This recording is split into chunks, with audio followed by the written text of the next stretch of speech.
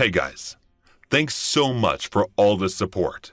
If you haven't subscribed to the channel yet, please feel free to do so. When I was 17, I was working as a librarian in a public library situated at the edge of our town. My place was a little far from there. It took me almost 1 hour to reach my home from the office. I was a newcomer at the library and knew nothing much about the place. Everything was good there. I had no problem at all. Each day, many students came there from school and university looking for books. They used to sit there for hours and read books. Some of them were good in nature, while some were bad, but I didn't care much about them. My work was simply to provide them with suitable books. I felt good working there, and I had no problem at all, until that day. One day, a strange person came into the library and it was already too late. He entered when I was about to close. He asked me for a romantic love novel. I asked him to come tomorrow as it was already late, but he said to me that he needed that today, and he had come from a distant place, so I agreed. I asked him to wait while I searched for that book he mentioned. He sat there and waited for me. I went to the shelf and searched for the novel. At that time, I was looking back at him, and he was continuously staring at me. I was getting a bad feeling about him. From time to time, he was calling someone and asked them how much more time they needed. I was a little scared, so I hurried to search for that book and rushed toward him with the book. I got there and offered the book to him. He opened it and started reading there. I asked him, it was already too late and now is about to close, so please come tomorrow. But he ignored me and didn't reply to anything. I repeated myself, but again he remained looking at the book and ignored me. I got a little furious and shouted at him to get out of there as it was time to shut the library. Suddenly, he started to laugh. I couldn't understand why he was laughing. He stood up and grabbed my hand. I shouted at him, "What are you doing?" And he replied, "You'll know soon." Before I could say anything else, some more people came barging in inside the library. I was alone there, and there were 6 in number. I was frightened and tried to shout for help, but they shut my mouth with their hand and picked me up and took me behind the shelf. One of them went running and closed the door. They came to me and asked me to remove my clothes. I refused and slapped the one in front of me, and that was the biggest mistake I made. He slapped me back, but his slap had a lot of power and I fell down. My cheek was hurting like crazy from his slap. After that, he did what he wanted to. He removed my clothes and turned me naked. After this, they raped me one by one, again and again, and there was nothing I could do. I had also been shown naked, sexually explicit photos, and prepositioned again and again by those beasts. I asked them again and again to let me go, but they were merciless and didn't listen to my single word. They played with me to their heart's content, and at last, the one who I slapped kicked me right on my face with a heavy strike. My head bumped into the shelf behind me, and I fainted. The next morning when I woke up, I saw a lot of crowds along with cops inside the library. They all gathered around something that was not visible to me. I looked at myself and I was completely naked. I forgot that those maniacs raped me and left me in that state. The last thing I remember was that kick, and everything went blank after that. All of a sudden, something struck my head. I was completely naked and everyone should have stared at me, but no one was looking at me. I was a little shocked and they were gathered around. I rushed there to another corner where there was no one, and I couldn't believe what I saw. I was lying there dead. The cops had covered me with a white blanket, but inside, I knew I was completely nude. I was shocked for a moment. Then I understood that the moment he kicked me and I bumped into the shelf, I died, and they left me in that condition. Someone must have come to the library and found me in that state and called the cops. I went there running and tried to explain everything that happened to me, but they couldn't hear me. Then, I realized this was useless and there was no point in all this. I was there the whole time and watched the cops retrieve my body. After that, my body went for a post-mortem. I witnessed everything with my own eyes. After that, the cops informed my parents about all this. They asked for my number from my ID card and asked them to come. My parents saw me and started to cry. Watching them cry, I couldn't control myself and also cried. I wanted to tell them that I was here, but I couldn't do so. After that, my body was offered to the funeral, and my soul disappeared. This is my story, and now I'm dead.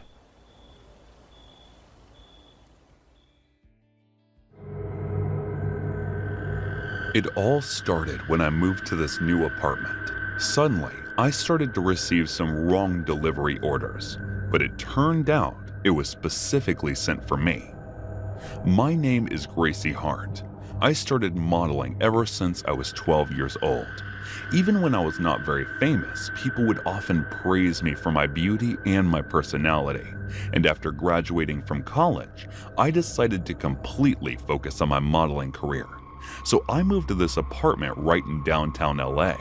Due to my hectic schedule, I had to order everything on delivery from the nearest store. No one was allowed to step inside the gate of apartment building, so the guard used to take my deliveries, and later he would drop it outside my apartment door.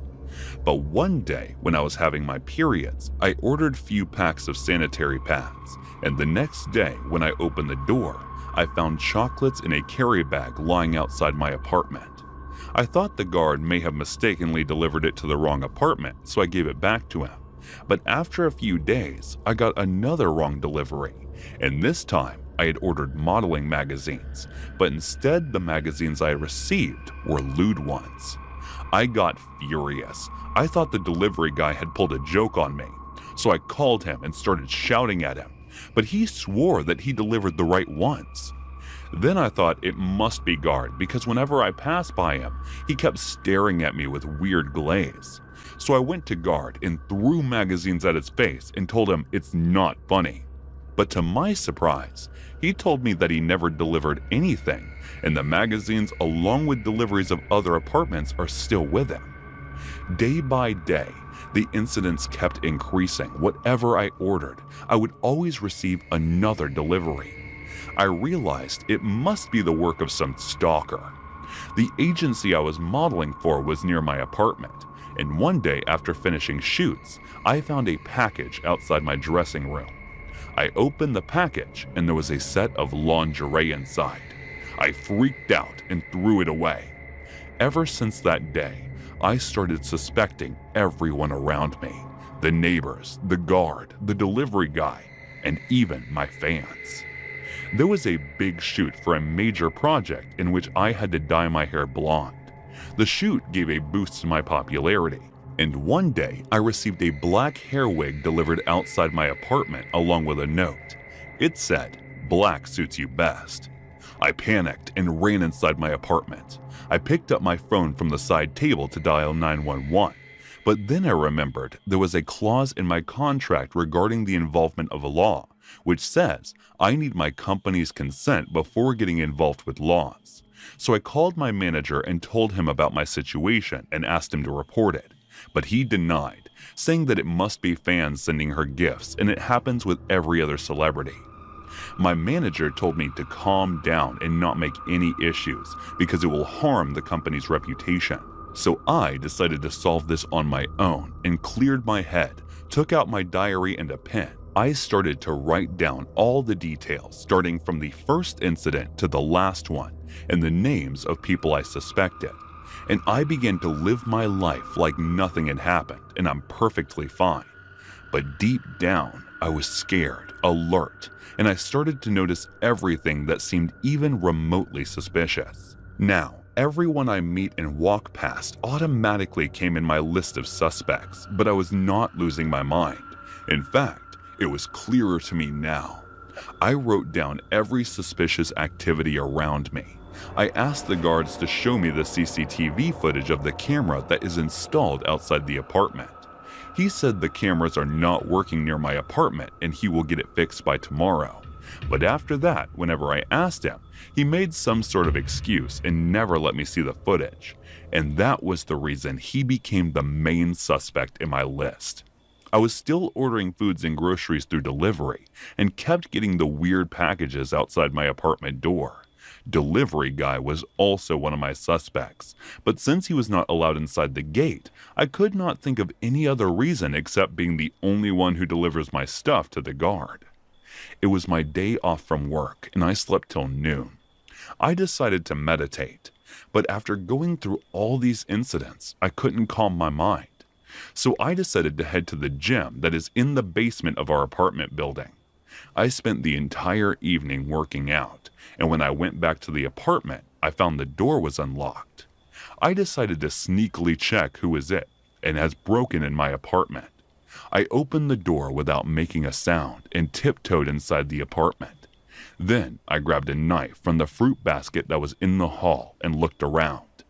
That was when I saw a shadow in my bedroom, so I hid and tried to see the face of the stalker, but I couldn't see his face. I accidentally dropped my phone. He noticed me and rushed towards the gate. I tried to stop him, but he pushed me and managed to escape. I was fed up with this, so I decided to tell the police without even consulting the agency. I had collected all the evidences, my diary which contained the list of people I suspected, and the packages I received. I went straight to the police to file a report.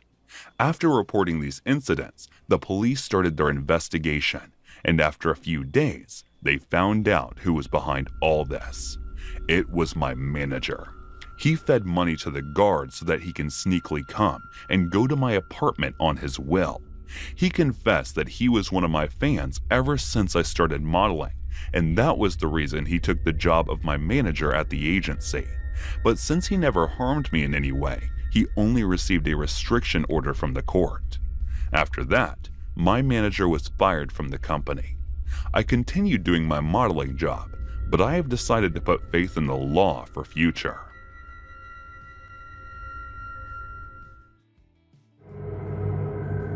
The incident I'm about to tell you still haunts me to this day.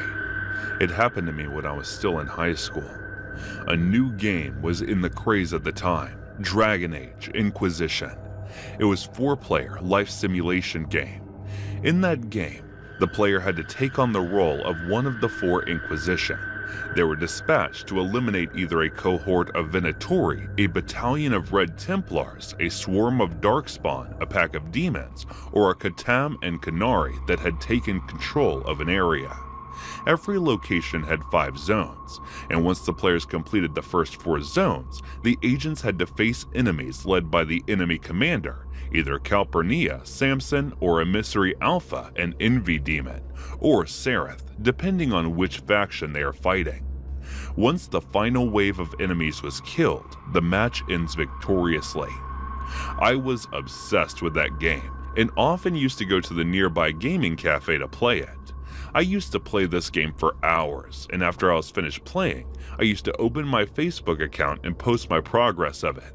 I often played with different players, but there was one guy with name of Hunter Z309 whom I played most of my games with. We even used to talk using Dialogue Wheel. One day after the game, I logged into Facebook and uploaded my progress post. After that, I clicked the messages of others and went to check notifications. Someone had tagged me in a post, and the person who tagged me was unknown to me. So I checked the post, and there was a picture of me sitting in the cafe playing Dragon Age. The picture was taken 2 days ago. I recognized the outfit from that day. I looked around. Everyone was busy on their own. Surprisingly, he was in my friends list, and I had no idea when I added him. I did not think much of it at the time, but slowly it started to increase. I was tagged in more pictures of me. I had no idea who it was and when did he take my picture. I messaged him, saying it's rude to take pictures of others and upload it without permission. He instantly replied, "I'm sorry, I'll take it down." And after that, all the posts with my pictures were deleted from his account. I was relieved, but I was still not sure about him taking my pictures again. I messaged him saying not to do this anymore, but I should have been a little more specific about it. The next day, when after playing game, I checked my Facebook. The pictures were sent into my inbox and they were from the same day. I looked around and shouted, "Who is it?" Everyone started looking at me with confusion, so I couldn't recognize who it was. I texted him to stop it, but there was no reply. The pictures kept increasing day by day, so I complained about it to the cafe owner. But even after that, it did not stop, and along with the pictures of me being in the cafe, other pictures that were downloaded from my Facebook and were edited in nude models' bodies started to come. I was extremely worried about it and had no idea what to do. I thought of telling my parents about it, but since I used to come here by the excuse of going to the library, I was really scared, so I stopped going to the cafe. But it still did not stop. He started sending threat messages to me, along with the pictures of new models with my face edited on it. One day, he sent me a picture of a nude model in a weird pose and asked me to send him my picture in that pose. I immediately blocked him and deactivated my Facebook account. I locked myself inside my room and stopped going anywhere. My parents started to worry about me and started to ask questions. I had no courage to tell them about it after lying to them so much. I was depressed. After a few days, one of my friends sent me a picture that was going viral and told me that it was my picture. I checked, and it was the same picture with that nude model in that pose, but with my face edited to it. I immediately told her about everything. She said I should tell my parents about it before they find such pictures from somewhere else and report this. I stomped back and forth in my room, arguing subconsciously to myself if I should tell them or not. What if they start to yell? What if they don't even talk to me anymore? What if they kick me out of the house? And what if they don't want me anymore? All what-if questions were roaming around in my mind. Somehow, I managed to gather enough courage to tell them about it and come clean. When we were all having dinner, I approached them, saying, "I need to tell you guys something." Their focus went toward me, and I started to tell them everything. I told them about how I used to go play games and not library and how I ended up with a cyber stalker. I thought that they would be disappointed in me, but that wasn't the case. They looked at me with a concerned look, and my mother spoke. "We know, honey, about you going to the cafe. We let you be because we know you study hard." My parents told me not to worry and they will take care of it. They went there and reported it to the cyber police department. The investigation started and they tracked the source of the post and messages.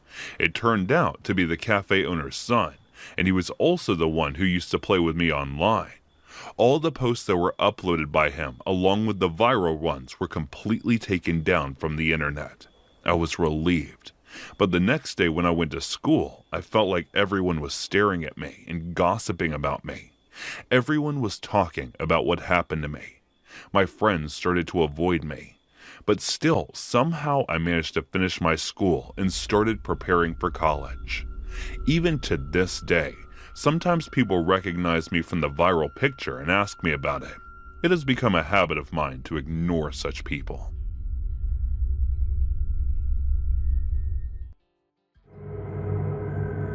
This incident happened to me when I was 16, back when I was working in a theater. My work was simple, to check the customers before sending them in, and I don't think I made any mistake that day. But somehow, it happened. My life was going well. I was the eldest son in my family with 2 younger sisters. They are still studying, and I was the one who always kept books away. I was not too bright at my studies. I was just an average student, and my father didn't expect too much from me. I was always scolded by my father for roaming around with my friends who were the bad guys in his eyes. One day, I had an argument with my dad, and there was a serious one, and he kicked me out of his home. That day, I decided that I will only return to my home when I will earn for myself. That was something that I just threw up in my ego because I returned home just after a few hours when I felt hungry. Never mind, that was my house, and I had the whole right to return anytime I wanted. So coming back to the story, not too long after that, I got this opportunity. One of my friends, who was also a bad guy in my father's eyes, asked me if I wanted to work, and that was the same thing I wanted to hear for so long. I accepted his offer right that moment and started working here. It was a local theater in the center of town, and also not too far from my house, so it was completely suitable for me. I started working there, and my friend and other coworkers who also were seniors to me. All of them were good in nature, and I never felt some superiority from them while working there. Everything was going well, and I was very happy with my work, until this black day of my life arrived. It was a normal day like always. We were working at our best. The crowd seemed a little dense than on other days. I checked each and every one, and everything was going fine. The show started, and I entered and closed the door from inside. I was standing at the door in case any latecomers arrived or someone from inside wanted to go out. It was part of my work, so I was doing my job. The show was going on and everyone seemed to be quite drowned in that. All of a sudden, two guys from the middle row stood up and started walking toward the screen. All the other customers were getting disturbed by that, so they started shouting at them, but they didn't listen to anyone and walked to the screen and stood there. I also shouted and asked them to have their seats and let others watch the show. They ignored me and didn't reply to me. They just remained standing there silently. I started walking toward them and asked if they had any problem. Then they could walk out and let others enjoy the show. I would have reached only half the way when they suddenly opened their jackets, and what they said made everyone speechless. Their jackets were full of explosives, and they warned us that if anyone dared to move, then all of us would die the next second. In an instant, the whole theater became silent. No one had the courage to speak anything, and I was also one of them. Any wrong move could have resulted in all of our lives. I just remained standing there and kept on thinking about how they went past our security systems without being noticed. There was nothing I could have done at that time. We all were just sitting right on the spot where we were.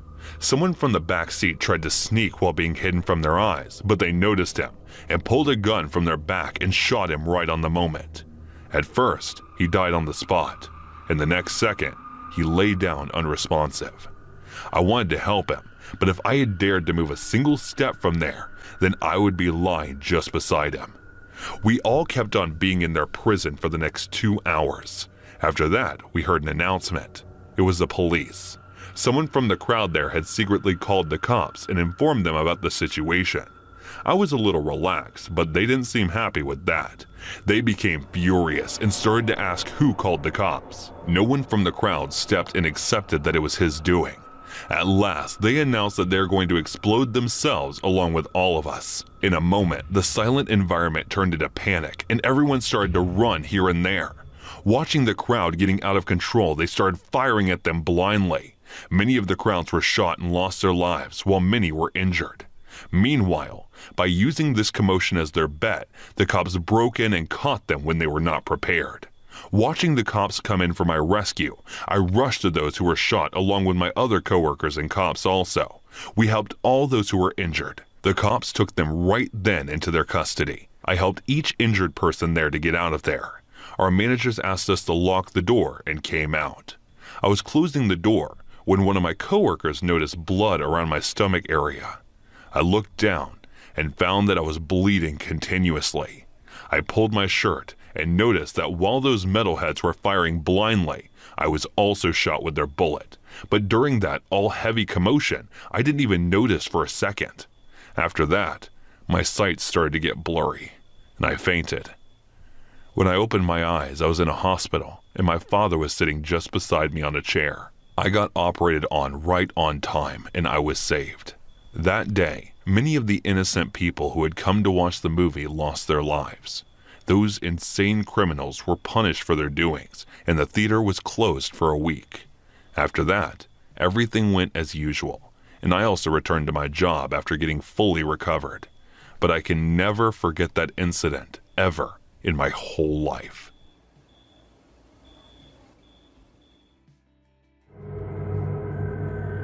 My father owned a Burger King near the fuel station at the edge of the borders in Colorado, and being the winter-walled place, our place was hot and warm and served a great deal of comfort. Though our menu was regular, the intensity of heat in the place made everything better.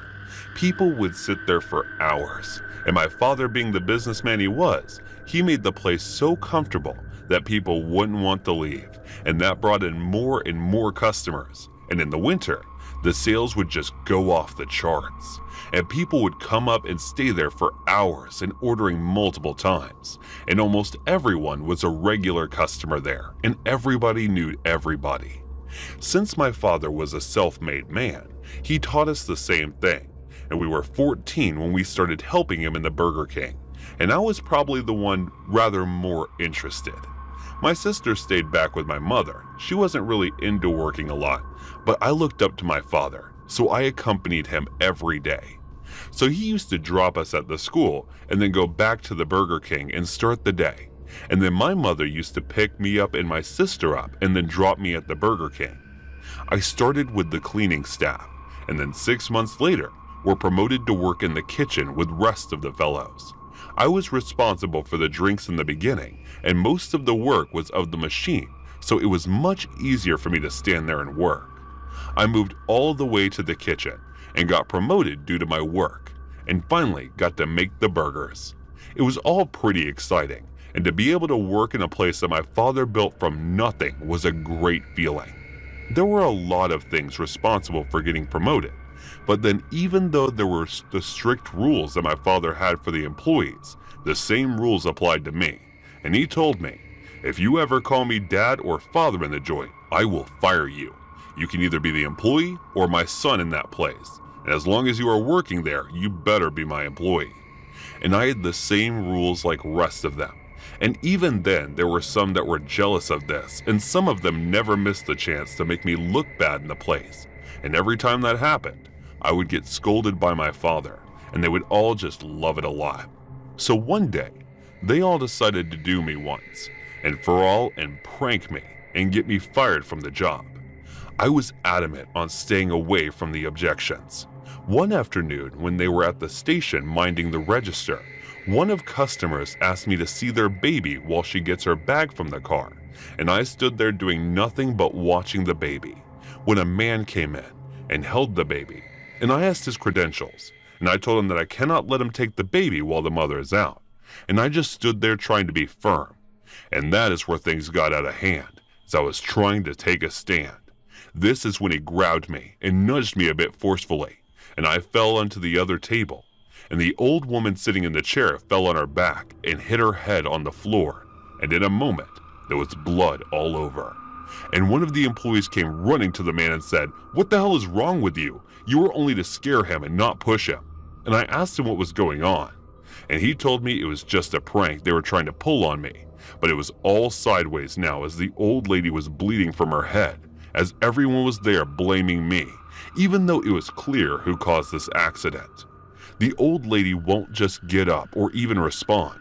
They called in the ambulance, and someone must have called the police, and the police did came, and everyone was pointing fingers on me though. There were so many people talking that there was a commotion, but mostly it was me getting the blame for everything. And then I was reaching out for my phone when the police officer shouted, "He's reaching for the weapon," and then shot me 3 times from the distance of a meter. I looked at the police officer and I mumbled, "I was taking out my phone." There was nothing but panic in the place, and I could see the life slipping away in front of me. That was the last thing I remember before I woke up in the hospital. It is a miracle that I survived. I'm still recovering from it. I just don't know when I will recover from the trauma of what happened. That probably might take years.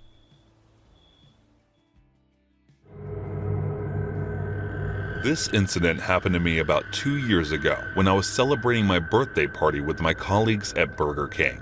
I was shocked to see that and was upset also because that ruined my birthday celebration and also sent all of us to the hospital. At that time, I was working in a software development company. I was a programmer and was working to my fullest to improve my skills and also to impress my boss. I always had this dream to work in a software development company in the future, and I followed my dream and worked hard to reach here. Finally, I got what I wanted. I was very happy with my work, and also, I was getting a good enough income, so I had no complaints at all from my life. Everything was going really well. I was living away from my parents in my hometown, which was several miles away from my company. I rented an apartment and lived with one of my colleagues, or you can say my best friend. She was my best friend and the one with whom I could share anything, and she always suggested the best for me. We both were true to each other and never hid any secrets between us, whether it was related to personal or professional life. We worked for the same department, and I met her after joining this job. The apartment we were living in was actually hers. I was just living in a shared house as she felt lonely there. We both were completely happy and satisfied with our current life. Everything was going well, until my birthday. The day was the 14th of December 2009, and this year I was turning 22. My friend told everyone in the office about my birthday. At first, they all greeted me and wished me a birthday, but soon they all started to demand a party, and since I was the birthday girl, I had no option but to give them a treat for my birthday. It was all thanks to my sweet but naughty friend.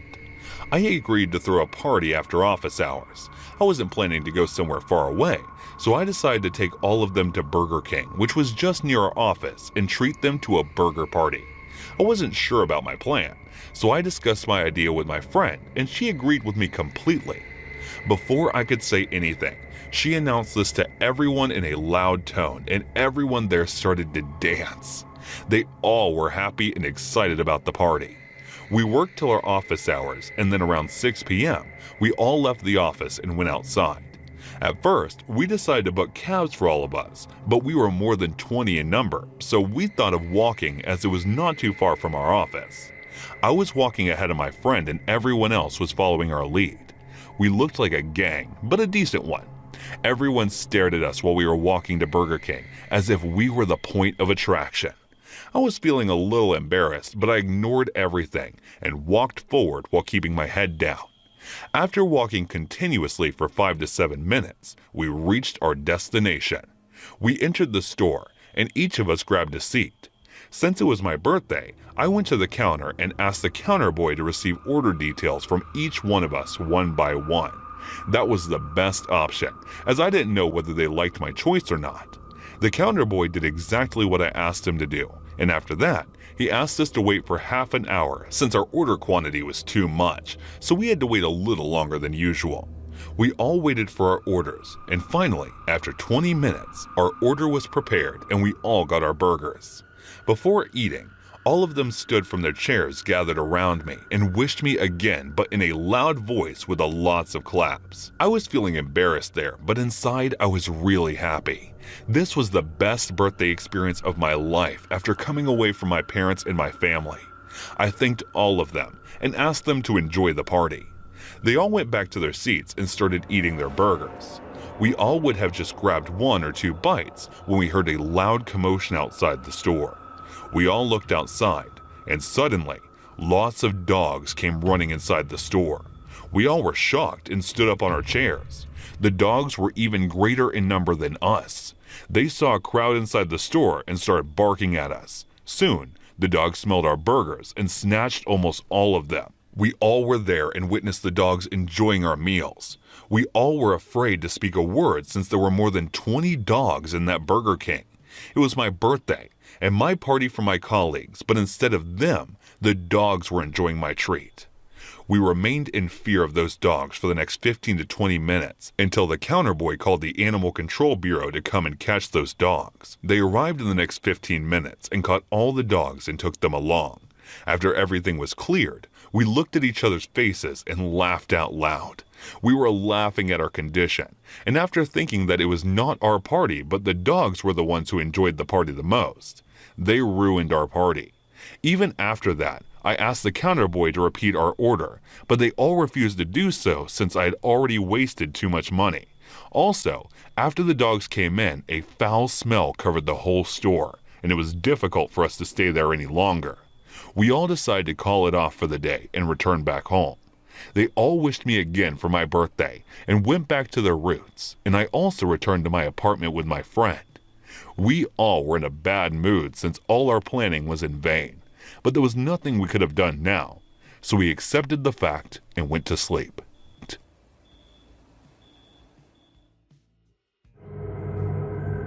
My name's Jensen, and I'm 18 now. Today, I want to tell you about an incident that I witnessed when I was in Walmart that was a little far from my home. I had visited that place several times before, but after that day, I never put my step there even once. Someone was almost killed right in front of me, and after seeing that pool of blood and screaming, I couldn't tell how much afraid I was. This incident happened about 3 years ago when I was 15. I was a school-going girl, and also a shy one. I didn't have many friends even at school, but I was bullied by many. They used to call me the girl with mirrors or double battery and several other names, but I didn't care that much. At the start, I felt bad and even cried and decided not to go to school. But then I became used to it, and nothing bothered me much after that.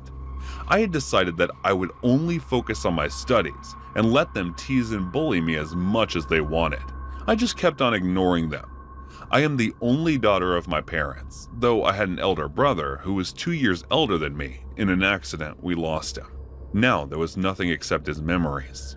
My mother got a paralysis attack due to that incident. Until now, she fears a lot when she thinks about the past. My dad and I try to act normal in front of her whenever she loses her control and breaks out. Her medications were going on, but I don't think they were affecting her at all. I was the only one after my dad who could look after her, though her mother also came to live with us when she heard about all this, but even then, she was old and was able to do only light work, so it was all upon me. One day, my father told me to visit Walmart after school and purchase some fish and meat, since it had been a long since we ate meat last time. He had some urgent work at his office, so he couldn't go and asked me to go instead of him. There was no problem with that, since I just had to sit in my car and the driver and go to Walmart and then return home. And also, I hadn't eaten meat for long, so I was excited about it. I went to the school, and as Dad asked me, I walked out of the school and called my driver to come and pick me up. He came and took me in. I asked the driver to take me to Walmart as I had some shopping to do. After half an hour of driving, we reached Walmart. I asked the driver to park the car and come to the grocery section as the bag might get heavy. I went in and took a trolley. I walked to the grocery section and took everything I needed from there. After that, I also went to the beauty section and took some nail polish and lipstick for me. I was waiting for my driver to come in and take the trolley to the counter, but he was late. I slid the trolley to a bench that was constructed in the beauty section and waited for him to come. I was sitting there when I saw a lady who might be in her 30s come through the gate and remove the goggles from her eyes. She came straight to the beauty section. The strange thing was that she was already in tons of makeup and was sparkling even from a mile away, and even then she was here for shopping. She started looking at every shelf. Everyone there was staring at him like crazy, and why shouldn't they? She was looking at a complete piece of garbage. It looked like she had come here straight from a play or drama. Her attention was eye-catching. I was looking at her search when I heard some commotion outside the beauty section. There was a masked guy with a knife and a gun in his hands. He came running inside the beauty section while pointing the gun toward the security guards. He came in and grabbed that lady. She was wearing a heavy gold necklace along the rigs and all that, and according to me, that chain snatcher was aiming for his necklace only. He grabbed her from behind and started snatching the necklace from her neck, but she was not ready to give in. She was struggling hard to save her necklace. So in this fight, the masked man had the necklace and kicked her in the stomach. While she bent down a little with pain, he snatched the necklace out of her neck, but in a hurry. I think he got a little too harsh since her neck was chopped due to that necklace. The chain snatcher tried to run, but he didn't see the mirror door while looking at the lady and bumped hard into the gate. As soon as he fell after bumping into the gate, the security guards came running and grabbed him. But the lady was not in good condition. She fell while holding her neck. I was sitting just a few steps away from her and could see her. Soon she fell and got unconscious. Within a minute, there was a pool of blood around her. I knew I should have helped her, but I couldn't since my legs froze after seeing that blood. I couldn't move my body either. I was just sitting there like a statue, but the security guard came running and put a handkerchief from his pocket and wrapped it around her neck to stop the bleeding. After this, with the help of some other crew members, he took her to the hospital. Meanwhile, the other guard called 911 and called the cops to arrest him. The cops came in and took him with them. After this mess cleared, my driver came running in and took my trolley to the counter and got the bill ready. Meanwhile, I was sitting there waiting for my bill. As soon as he returned, we got into the car and returned home. I couldn't tell this incident to my dad and mother since I didn't want to give her any stress, but I never heard from that lady after that. Did she survive or not? But believe me, that incident was the scariest incident of my life, and from then, I took a promise to myself that I would never go to that place.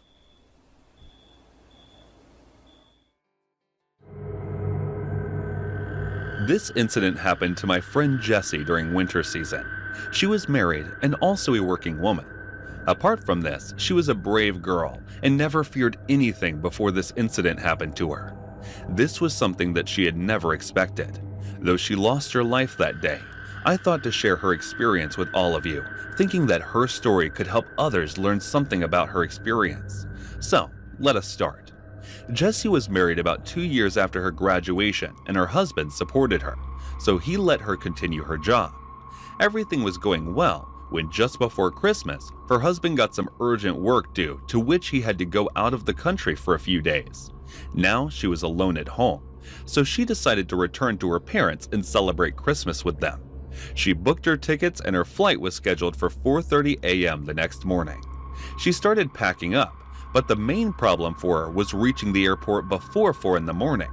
She knew someone who had a taxi and lived in her neighborhood, so she went to him and asked him to drop her at the airport before 4 a.m. the next morning. His name was Alexander, and he was in his late 40s. He agreed to take her to the airport, but he was charging extra money for taking her there. She didn't have any better choice, so she agreed with him and returned to her home. Alexander was also happy with their behavior of Jessie, but who can stop this from happening? Since Alexander had to come early at 3 a.m. and leave the airport with Jessie, instead of going to the parking lot, he parked the taxi near his home and started trying to sleep by extending the seats of the taxi. He was not in the mood to go anywhere else, and also he was getting enough for this trip, so he waited. He tried hard to get some sleep, but the mental problem did not let him rest. He had taken a huge loan amount from the bank for his wife's treatment, and now he had to pay the installments of the 3 weeks to the bank. He was worried about household expenses and bank installments. He was hoping for some miracle to happen to him, but his luck was not that strong. He thought for a long time, but couldn't think of anything. At last, Alexander made a plan of murder. While thinking a dangerous plan was formed in his mind, and he decided to execute it. He wanted to get rid of this troubles by robbing Jessie. He thought that Jessie is a resident of another city, and no one would even know. And also, she was economically a good target to be robbed. When Jessie booked him, his eyes went to Pooja's purse full of notes.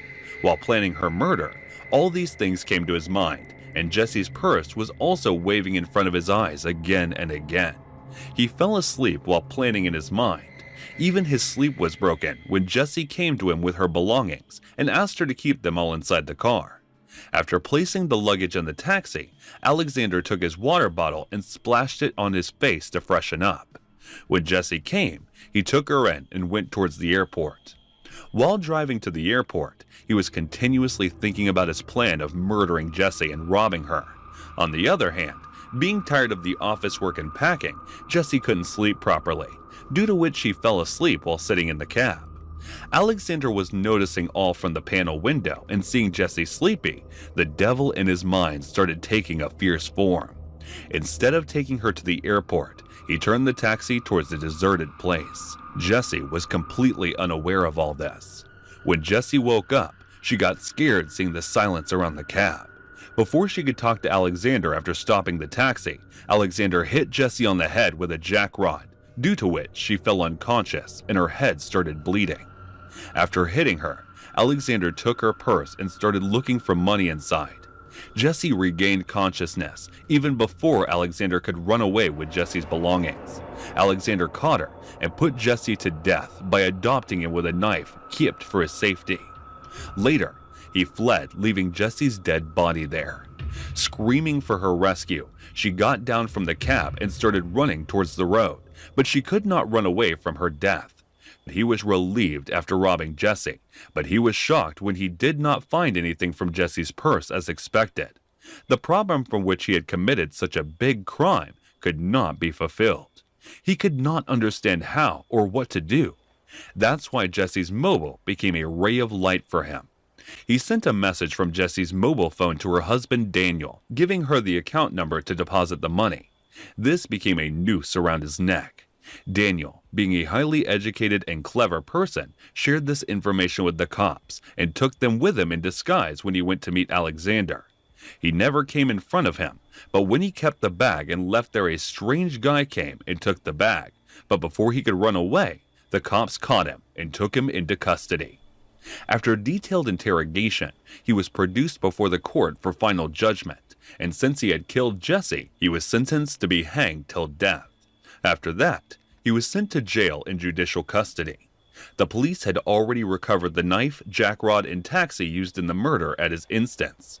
There was no fault from Jesse's side. Even then, that unique and kind girl lost her life just because of that cab driver's lust for money.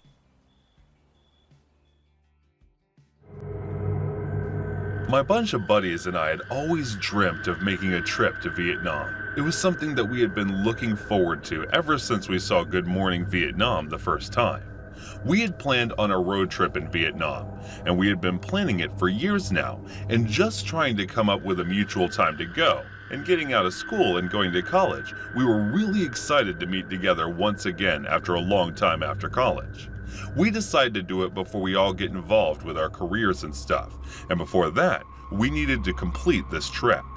We were all planning ahead, getting everything ready, our finances, itinerary, and everything that we needed must before the trip.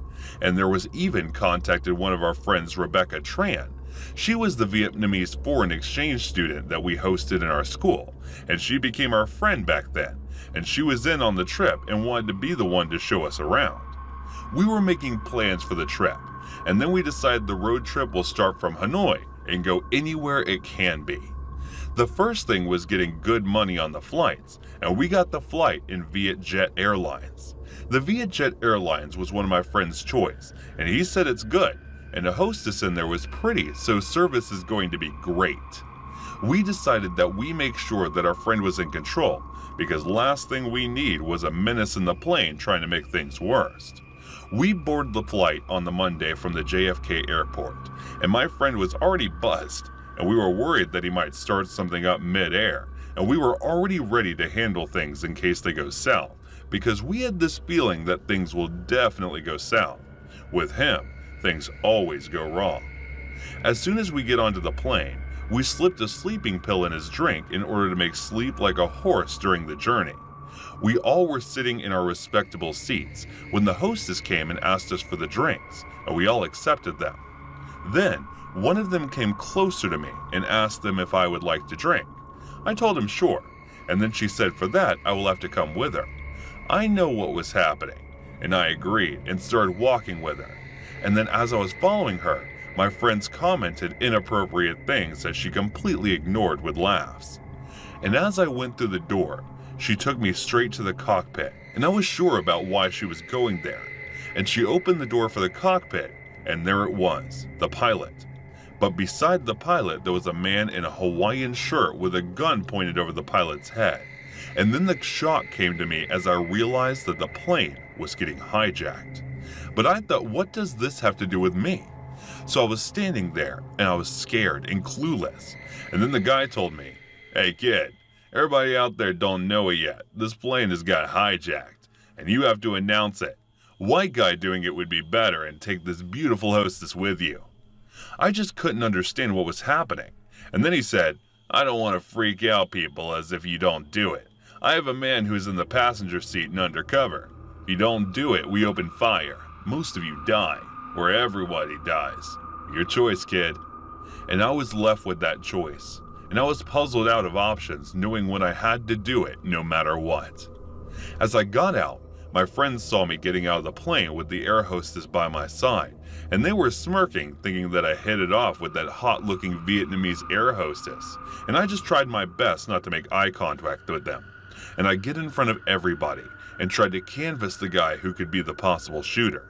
Now this was something that happened before the World Trade Center, so the security wasn't as tight as it used to be with the airplanes. And now that I was out and about to do the announcement, my eyes just kept on trying to locate the other man. but it wasn't helpful. I then announced, "Everybody, please listen. I have a message from you all, from a special man in the cockpit." I was reading the lines as he gave me. "Things will be smooth for you all if you act the way you are right now, quiet and calm. If you panic, it could be troublesome. This plane is under the control of a couple of hijack-doing duo, so in case you have to make it safe, be calm and cooperate. Pull out all the money due you have and dump it into the bag. My beautiful friend over here will come to your seats, and you have to drop whatever money you have in the bag, and don't act smart. One of my friends has a bomb, and he's quietly sitting between you guys. Act up, and he let go, and we all become barbecue in the air. Give the money, and smile back, and I will be out here without being a problem, a massive problem." The air hostess started walking asking for the money, and people were dumping the money in the bag. And when they reached my friends, they dropped the cash too, and she collected all the cash. While she was doing that, I realized something. He said that his friend had a gun, yet the script he gave me said it had a bomb. There was something missing about him, and I just felt like he wasn't as dangerous as he was claiming to be. I signaled the air hostess to stay back with the crew, and took the bag from her and went inside the cockpit. And as I did, the man was pointing the gun at the pilot, and I said, "Here's the money. Now call your man to drop his knife." And he said, "Don't worry, he will not stab anybody." And I said, "You dropped your magazine down, man." And the man, quickly out of focus, said, "It doesn't have it. It's a prop, dude." And they all looked at the man. The pilot, me, and the co-pilot just looked at the man. "There's no friend, is there?" And the man just said in disappointment, "No." And we just looked at the man. I had the bag in my hand. I took the gun out of his hand and then told him to just get outside and wait. And we sat through the flight where he said he was inspired to do it from Clark Olsen from Norway. The flight lands and the police come in before anybody could get off the plane. And instead of arresting the man, they arrested me. It's not their fault. I was holding the fake gun in the cash bag. I did this to myself. Well, the pilot cleared things up, and then I was let go. My friend woke up and asked what happened. We told him, and he was glad it wasn't him this time who caused the trouble. I was in a toxic, borderline abusive friendship with a girl from the ages of 9 to 12. Here's some background information to give you a little understanding of what my life was like back in the late 20s and early 2010s. I grew up in a very tumultuous household. My parents hated each other, and my extended family, along with my immediate, were plagued by mental illness and drug addiction. So needless to say, I was an anxious child who was drawn to unstable people, and suffice it to say that they were drawn to me. I was a shy 11-year-old girl who, like many others before I, used internet as a way to vent my frustration and anger about my home life. This was the time when AOL was the main source of communication between friends. And I was no stranger to this, along with MySpace and Facebook. However, I wasn't like typical preteens of this era. Also, I thought I kept my profiles private, never accepted a follow or a friend request that I didn't know, and never shared my location on the set profiles. This is the part where I introduce Tanya. Tanya isn't her name, of course, as I don't want her real name in case she just so happens to read this thread, watches the YouTube channel, or listens to the podcast. So we'll just call her Tanya. Tanya and I met in elementary school, one of the points in my life where my family situations was quite volatile. And in the retrospect, I think she sensed this. I was vulnerable, and Tanya took advantage of my innocence. She never really displayed any signs of her true intentions in the beginning, as they never usually do. But she would do shady things now and again, manipulate me into begging my mom to stay on the computer until the wee hours of the morning so we could go on NSFW websites, ghost me when I didn't give her my favorite pen, or she'd yell at me when I couldn't perfect a guitar solo on Guitar Hero. She did some other things to me that I believe my brain blocked out due to trauma. My mom didn't like her either. Parents always have a weird intuition when it comes to friends. And I wish to God I would have listened to my mom before Tanya did what she did to me. Tanya's behavior changed for the worst when we turned 11. Tanya was openly jealous of my success in the school. Granted, she was incredibly smart herself. But she always made it a point to mock me for having great grades, and would comment that since I wasn't pretty enough, having good grades would be a nice balance. Nice. Right. It took me a while to build my self-esteem. After all of the snide remarks you would make about my weight and my face, and only now, as a 22 years old, do I think that I'm beautiful and have a wonderful figure. Anyways, back to Tanya. As a result of jealousy and growing resentment towards me, she began to plot my downfall. And I make no exaggeration either. This girl literally tried to ruin my self-worth even more than she already had. It started in 6th grade. Tanya and I were remarkably close that year, and I wanted to do everything with her. We would talk all day in school. We would chat all night on AIM. And one particular evening, Tanya and I were talking about boys, being that we were hormonal preteens. Our conversation would usually turn on to who we liked in the school that day. Being that I had a horrible relationship with my father, I didn't really trust boys, even from the early age. So it was rare if I developed a crush on one. I remember Tanya and I's conversation going a little something like this. She asked, "Do you know Mark, the kid in my class?" "Yeah. Why?" I replied. "I heard he likes you." She said. Surprised, I answered, "What? No way." "Totally," he told me. "You want me to talk to him and give him your username?" "Yes, of course. Oh my God, thank you, Tanya." My heart was racing. A boy liked me. Impossible. When Tanya told me that she would give Mark my username for AIM, I nearly exploded in my seat. 11-year-old me couldn't believe I was going to have my first real boyfriend. How wrong was I? Fast forward to the next night. I was getting ready for the bed when I heard the famous AOL ding sound of my iPad Touch. You know the sound I'm talking about. When I checked the notification, it was a message from MarkyBoy99. I don't know the member username, so we'll just go with something like this. I turned red. Tanya had really talked to Mark and gave my user. She was truly the best. He messaged me with the usual, "Hey," emphasis on the 3 Y's. And I responded, "Hey." I didn't want to come off as desperate, so I only used 1. Why not even a minute later? He messaged me back.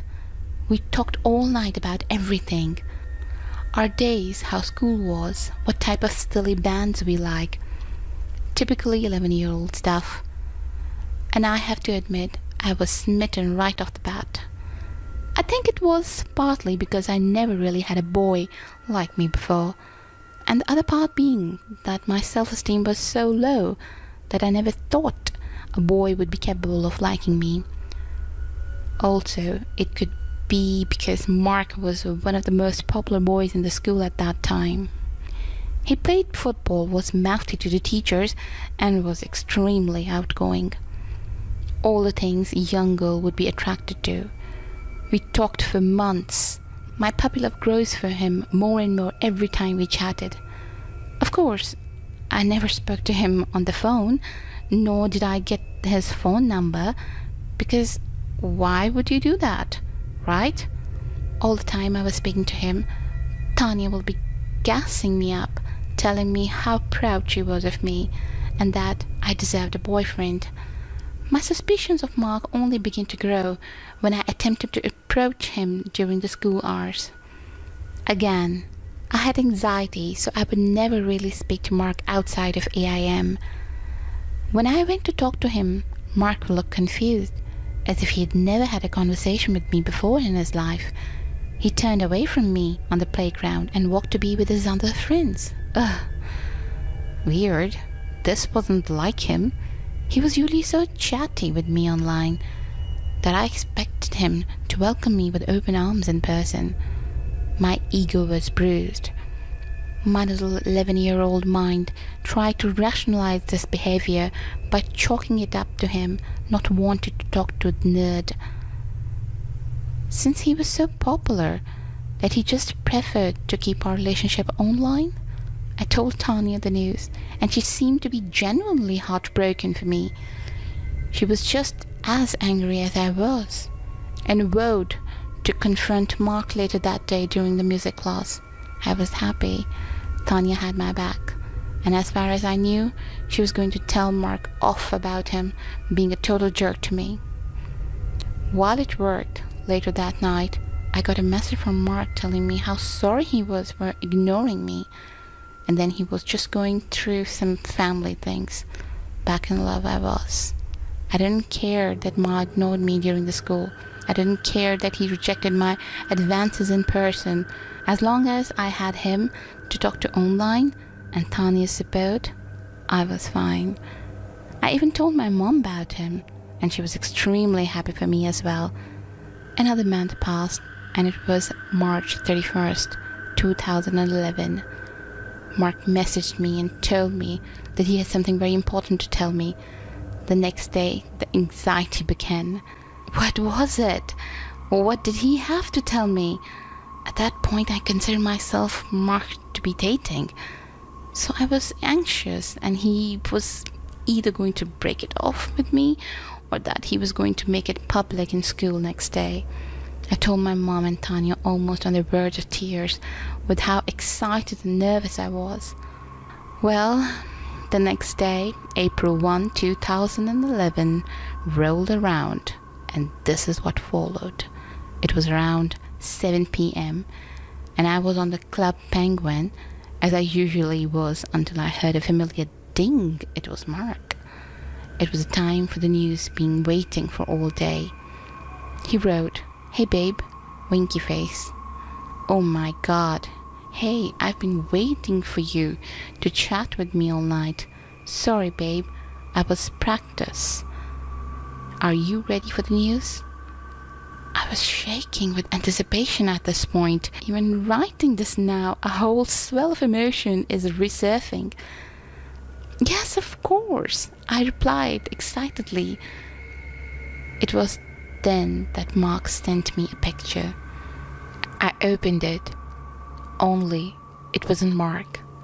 It was Tanya. And she was holding a handwritten sign that said, "Happy April Fool's Day." At first I started laughing. And I mean, it was an ugly laugh. Of course it was a prank. Tanya had gotten me so good, right? Well, wrong.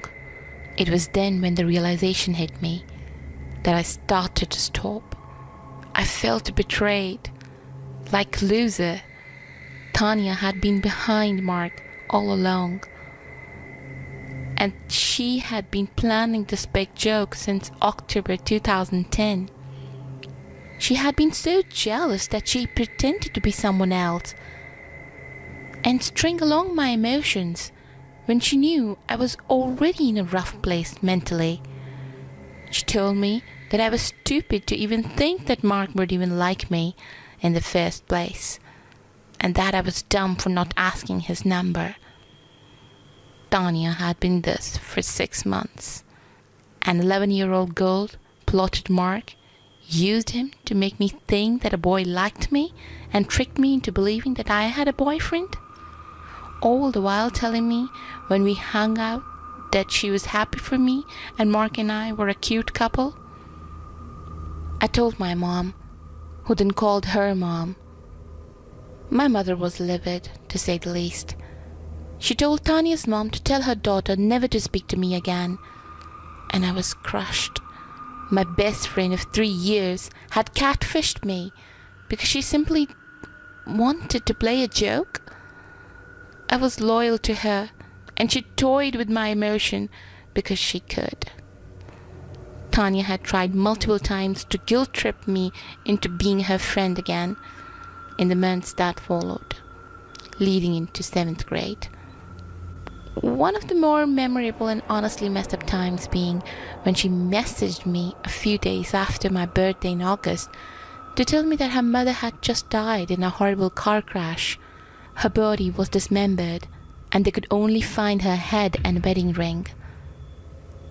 As anyone would be, I was in tears.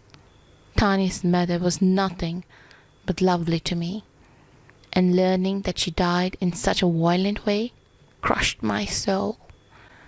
I started talking to Tanya again, asking her when her mother's funerals would be. Tanya then revealed to me seconds later, after speaking to her about the grisly details of her mother's passing, that she was just kidding and was pranking me again, and that I was stupid to believe her. She even sent a video of her laughing at me. I was disgusted. Who would even say something like that? What 12-year-old would message someone that their mother was dismembered in a car crash? She then revealed her ugly and, quite frankly, evil intentions when we were at the beginning of the 7th grade, and she became friends with a girl named Kylie.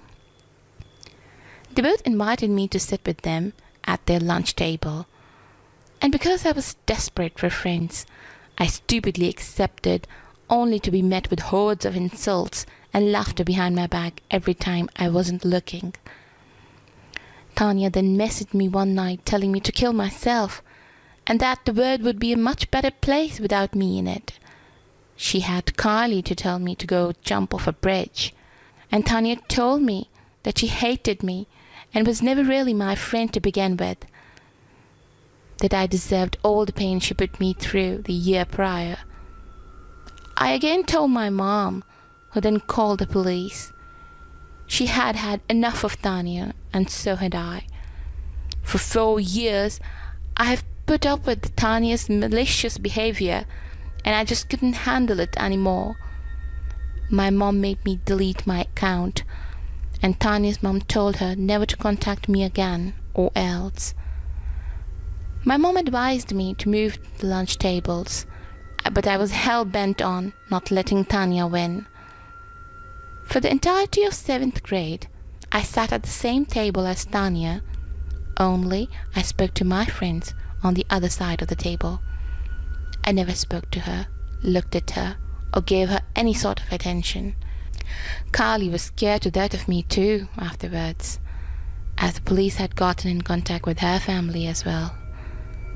It's been 10 years, and I still haven't spoken to Tanya. I'm 22 years old. I have 2 bachelor degrees, one in psychology and other in history, and I'm now working towards my master's in clinical social work. Tanya did other things to me too, that I could write a whole other story about, but I think writing this one helped give me closure on a part of my childhood that scared me for years. I thank God for my mom stepping in when she did, because I don't know where I'd be without her. As for Tanya, I don't know where is she or what she's doing, and I'd rather not. On the off chance she stumbles upon the story, I have a message for her. Your jealousy and wishes for death upon me did not win. And I truly hope that karma does not come around one day to bite you in the ass. Tanya, let's never meet again. It all started on the last day of school, when we said each other goodbyes and started walking back to our houses. It was a cold winter afternoon, and the roads were packed with fresh snow, and through the streams of students walking by, you can hear a thud of someone falling at regular intervals. Our black leather shoes were just not made for the snow. The regular thuds and the giggles as everyone would take a fall, and I was giggling when my friend fell. I was the next one, and as I fell, I took my other friend with me, and down we did go. We got up, dusted the pants, and me and my friend who fell took the normal route, while another friend of ours took the different routes, but we exchanged the backpacks, as ours was heavier and they were going to take a shortcut. They took our bags and we took theirs, just to even things out, and we started walking. We were at the famous square point when a car took a one-way turn and approached us from behind. We had no idea of this happening, and we were busy talking and making our way back to our dorms. Suddenly, I felt a hand grabbing me from behind. For split seconds, I thought it was someone I knew. I looked back. They were strangers. And there, in split seconds, I made the decision and let my friend's bag go and started running, and so did my friend. The passerby tried to intervene, but they fired shots in the air, and as they did, everyone made their way and dispersed, and we stopped right where we were. And I could see it was my friend. He was down. The bullet that they allegedly shot in fire must have ricocheted and hit him slightly and is cutting it. He was screaming in pain, and I was hiding behind the square bunch when they approached my friend. And as they did, I thought they might hurt him, so I got out. They slapped my friend and picked me up and dropped me in the car and headed to a secluded location. After a while, they decided to ask me to write a letter to my parents, telling them how I've been kidnapped, and they said they would deliver it to my house. They asked me to add their number to have a chat, so I wrote the letter, and then, without asking me the address, went on to deliver it. And then they waited. They never showed me their face. I told them I was angry, and they did arrange some pizza and Coca-Cola for me. They waited for 2 days, and there was no response. They thought the address they used was wrong, and they decided to cross-check it with me. And when I gave them the address, they realized that they had it wrong in the first place. They sent the letter via their secret accomplice. They told me why they kidnapped me. They said that my father was responsible for making the life of the people of the neighborhood hell. He told me that my father approved an industry that poisoned their water supply and killed most of their people. They even had the evidence to prove. All they needed was media to go on and disclose it. But it failed when media decided not to expose the tycoon. So instead, they decided to kidnap me and do it via live television. As they told me this, I realized that they have got the wrong person. And as I told them, they decided to have a decent conversations. They were ready to let me go since they weren't really criminal. All they wanted to do was a right thing. They just didn't know the way to do so. So they decided to come up with a plan where they would push me in front of a media office with all the evidence and record it all live on their media phones and upload it. They also uploaded all the evidence firsthand into the drive that they gave me access and asked me to give it to someone who I can trust.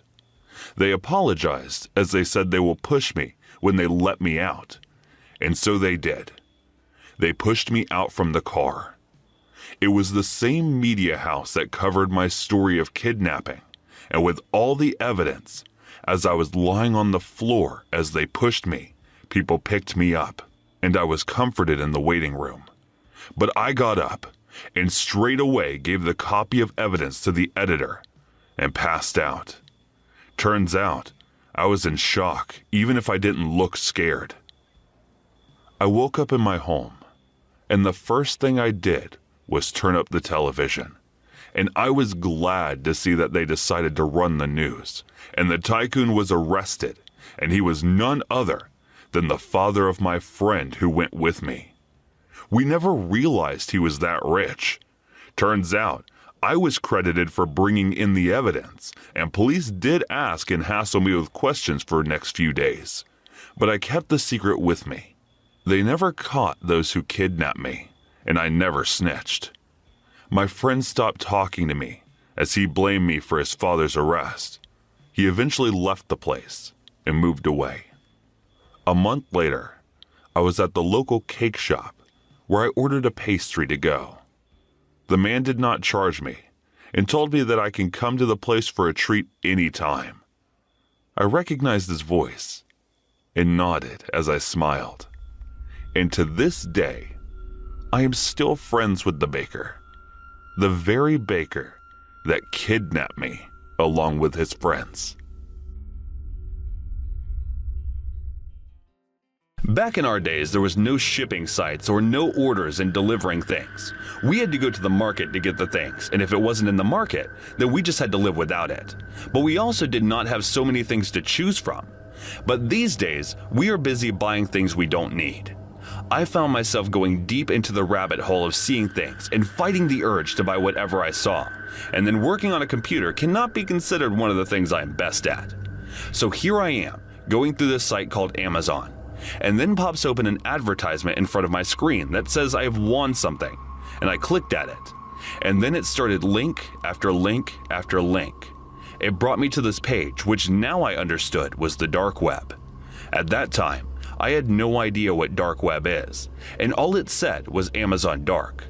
So there it was, all sorts of things that you would find in Amazon if it was for evil people. A whole lot of drug sections and sex products, and people ready to sell themselves for sexual favors. I was pretty keen in not to get indulged, minding that at that time, it did not seem to me as serious as I take it today. At that time, all I thought of it was that maybe it is a prank website. And so in the spirit of pranking, I ordered a mysterious box, and they asked me on the form, who do I want to give this to? And I filled in my wife. I just wanted to give her a surprise. And then it asked me if I wanted it fresh, and I said, sure. It also asked me if I wanted to see the process. I checked yes to everything, and then waited for it, having no idea that I was just spending my time on dark web. 2 days later, the box arrives, and it is a wooden treasure chest box. And I brought it in and decided to give it to my wife, who was surprised and happy by the gesture. And then as she opened it up, she screamed so loud. It had a heart in it. Something that looked like a real human heart. I saw the heart, and it seemed real to me, and along with it, a pen drive. I told her maybe it's a prank, and we sat and started watching the contents of the pen drive, and it sent a chill down our spine. It was the video of a boy being kidnapped in Europe somewhere, and then his heart being cut open from his body and shipped to us. My wife panicked and fainted, and the first thing I did was call the police. And then they were the ones who informed me that I was on the dark web where I ordered it. I had no idea, but they were nice enough to help us out through all of that. Later on, they did find out whose heart it was, and every information, and spent years on that case, until now that the culprits have been caught. I never asked the cops who he was, and all of the story, but now that the culprits have been apprehended, I want to know about the person who was behind the heart. Because somewhere, there is this lying guilt that I was responsible for the death of that young boy. Who would have thought of all the place bathroom is going to be the scariest place that would become the trauma of me for the rest of my life? Alfred Hitchcock knew it way before anyone, and the story I am about to share could very well be like a film by Alfred Hitchcock's famous film Psycho. I was newly married, and I knew at the back of my head that it was a decision that I had made in a real haste, and it was one of those decisions that I made on the impulse. We had been dating for just 3 months, and she proposed to me, and then I agreed because it was not every day a Charlize Theron-looking woman would propose you and want to get married. I wasn't really sure about the whole thing at first, but with time, I just made myself believe that it was for the best. I met my wife in London while I was on a work trip, and she was there visiting a friend. I had no idea that she was eyeing me that day in the club until one of my friends pointed it out. And before I would approach her, she came and asked me if she can join me and my friends with her and other friends, and I agreed. That was the first time we met, and from that moment, we started hanging out together a lot and officially went on a date after talking to each other for about a week. We had a lot in common, and it was something that made us very good together. And then, just out of nowhere, 3 months later, she decided that we should get married. I met her parents and she met mine, and things were arranged, and we organized a little ceremony in the little cottage house we bought in the States. It was a bit away from the city. We did not want the city to disturb our ideal life. I was working as the columnist and she was a designer, so we spent a lot of time at our house working and being with each other. We had a good life. It was fun and wonderful, and things were good here. Neighbors were pretty great, and we would have dinners with them, and it was the suburban paradise there, and we were having a game of it. It was all going good. The dinners were good. We had a great rep in the neighborhood, and my columns were mostly about the neighborhood I was in. We decided to hold dinner for some people in the neighborhood. It was a light party that we held on our first anniversary. We were pretty excited to celebrate our first party in the house, and moreover, it was the first time that we were holding so many people in it at the first party. It all started good with us, and people were coming in with gifts, and it was the first time that we had to be so formal. Just an hour into the party, it all got way more than we could have handled. Everything was out of hands. There were more people coming in. I had no idea that there were so many people in the neighborhood. It felt like we were having a college party, and it felt like it because there were too many people, and mostly, they all looked like they were in college, and things were getting out of hand. Almost half of our fridge was empty, and all the snack we had arranged was getting empty. And then I decided to call in the pizza place and order 10 pizzas for the rest of them. But as the people were crowding our place, me and Emily were getting anxious seeing so many people. And to get away from it, we decided to leave the party and get away from it, and close ourselves in the bathroom, and decided to have a shower together while we were at it. And as soon as we reached the bathroom, we saw our bathtub was filled with blood, and there was a lady in it, murdered in cold blood. Emily couldn't take it and passed out. I called in the police, and they arrived, and we all decided to cancel the party as it was too big to handle. And then the police arrived and questioned us and gathered evidence. They decided to ask everyone for questioning, everyone that was in the party, and there were many people that we didn't even know about. Police inquired one of the men, and he was apprehended and confessed to the killings. What shocked us and made us to move away from there was the fact that the man responsible for the killing was an ex of Emily's, and he was actually here to kill Emily out of revenge. Emily was traumatized from it for a while, and I helped her get over it. She had been scared of bathrooms ever since. I have to accompany her every time she has to go to the bathroom. I'm getting a bit over it.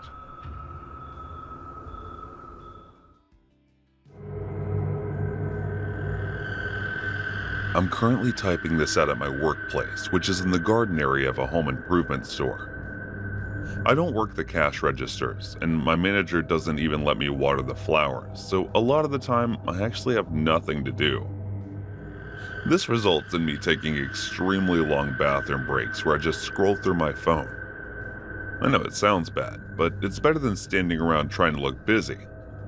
Today was no different. Nothing of interest was going on, and this is until my work phone buzzed at the same time as whoever was in the store next to me.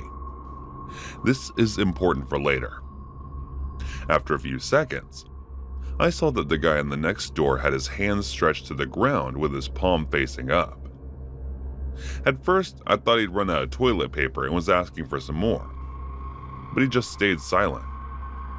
So I ignored him after that, but then he started moving that hand uncomfortably close to my leg. I immediately scooted away and prepared to leave the store. And once he'd realized that what I was doing, he got out of his stall before me after a few seconds of silence. Then I took a peek out from the gap the stall door to see what the hell he was doing, and just like a scene from a horror movie, our eyes connected as he was barely an inch from the door and was trying to peek inside. My blood ran cold if you're wondering why I didn't immediately open the door. And because the guy out, it's because I really hate confrontation. I avoid it whenever possible. and I do my best not to draw attention to myself. I stood sideways by the door so he wouldn't be able to see me, and that's when the whispering started. I don't know what the first thing he said was, but it sounded like he was moaning. The next part was a bit more audible. He said something along the lines of wanting to see me more of my unflushed toilet paper. I was thoroughly disgusted. This guy was a complete creep. And I was alone in the bathroom with him. My heart was beating faster by the second. And I knew I had to stay there until another person came in, as there was no way I was going to confront him alone. Just then, probably a minute later, someone finally came in, and I took this as my chance to wash my hands and get the hell out of there. Thankfully, the presence of another person made the old man quit his creepy behavior. And as I was about to leave, he blocked my path for a quick second before stepping aside. The weird thing was, though I don't even think he works at the store, because he wasn't wearing any vest. My store is extremely lenient about uniform generally, but most workers at least wear a vest or something connected to the store. He just looked like a regular customer. I'm certain I heard 2 phones ding echo in that bathroom, and the phones have a signature ring to them, so it couldn't have been a coincidence. Either way, he only started creeping on me once the phone ring made it clear that I was an employee. The situation really creeped me out, and I've been totally unfocused on my work since then. I keep prowling the garden area to look out for an old man wearing a similar outfit to the creepier. And I have an incredibly hard time distinguishing faces, so I probably wouldn't even recognize him if I did see him.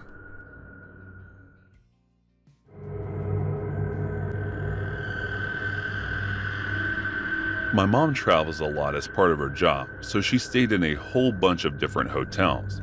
So she's on short flight from New York City to Toronto. And she gets talking to a guy who's in a similar kind of job, only he's actually from Toronto and had been visiting Manhattan on business. Mom thinks she can swoop in and undercut the deal he was getting, earning a bunch of kudos from her bosses in the process. So she gives this guy her business card and tells him to call her. They land and they say goodbye, and my mom heads off to her hotel for the evening. A few hours later, she's almost ready for bed when she gets a call from the hotel lobby saying my dad was there to surprise her, and would it be okay if they gave him a copy of her room key. Mom hadn't been expecting him, and the way she tells it, she was actually kind of angry that he'd apparently left a 6-year-old me with a sitter when I'd just gotten over chicken pox. So she calls to be like, "What are you doing, Paul?" Only my dad has no idea what she's talking about. He was at home taking care of me. And she could even hear me over the line to confirm if she tells Dad she'll call him back. And then heads down to the lobby to see when the world is going on. And who should it be waiting in the lobby pretending to be my dad? The guy she gave the business card to. As you can imagine, she was both freaked out and very angry. But she calmly explains to the concierge that the guy was not her husband, and that if he turned her again, he was to call the cops. The guy tried to play all innocent, acting like he was just picking up the wrong vibes from her or whatever. But he could have called her, he could have asked the reception to call her. There were a million different things he could have done if he thought she was just looking for some little work trip affair. She didn't do any of that. They just tried to talk his way into getting himself a freaking room key, presumably hoping he could catch my mom sleeping. Obviously, my mom was in no mood to sleep after the little encounter, and she remembers that she has a copy of this guy's business card too. She couldn't exactly call the cops, and the guy, since he hadn't actually committed any crime. But she could contact the company he worked for to maybe get him fired for being such a creep. But when she calls the number on the card, she discovers it's a dead number, and the company that's listed on the card that she eventually was able to get a hold of never even heard of the guy in question. The guy gave her a fake card, presumably just to get hers. He was never in the same business as her, but the fact that he managed to talk a good enough game to convince her is incredibly creepy to me. Like, there's only one thing scarier than an evil psychopath predator, and that's a smart one. Luckily, My mom was able to fly back the following afternoon after a business meeting, but it was definitely a close call, and I thank God she was able to get away safely.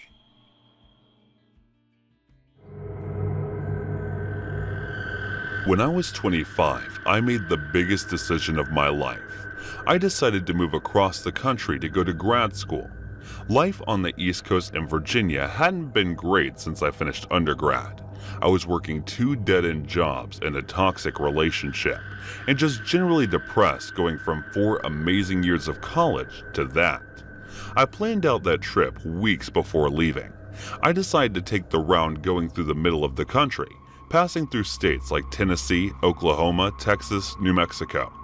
Since I didn't have any deadline on when I needed to arrive, I decided to drive 10 to 15 hours per day and stay wherever I ended up. I decided to find cheap Airbnb instead of pricey hotel rooms, but actually preferred a home feel of Airbnb ease to hotel rooms. My first day was the longest, driving 14 hours to Nashville. I got checked into my rental, got some barbecue, and fell asleep watching Breaking Bad. I hit the road early the next morning. The free feeling of driving cross-country is something I can't recommend enough to anyone.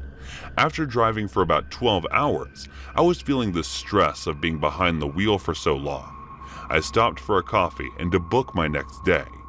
I was an hour east of Oklahoma City, which had tons more options. But since I found myself nodding off, I figured it would be a safe bet to find something closer. As I scrolled through the app, I came across an entire cabin for $60 a night. The caption read, "Bob's Mountain Getaway." The cabinet itself looked simple. It had an aluminum sliding with a sheet metal roof. I wasn't looking for luxury since I was basically using the place to sleep. As I read through the description, something seemed off, as if the posters were trying too hard to make the place seem like a resort. I also thought to myself, this is eerily similar to those stories here about people getting murdered in a cabin in the woods. Having watched too many killer documentaries and movies, I decided to go ahead and drive to Oklahoma City and stay at a safer looking place. The rest of my trip was pretty normal.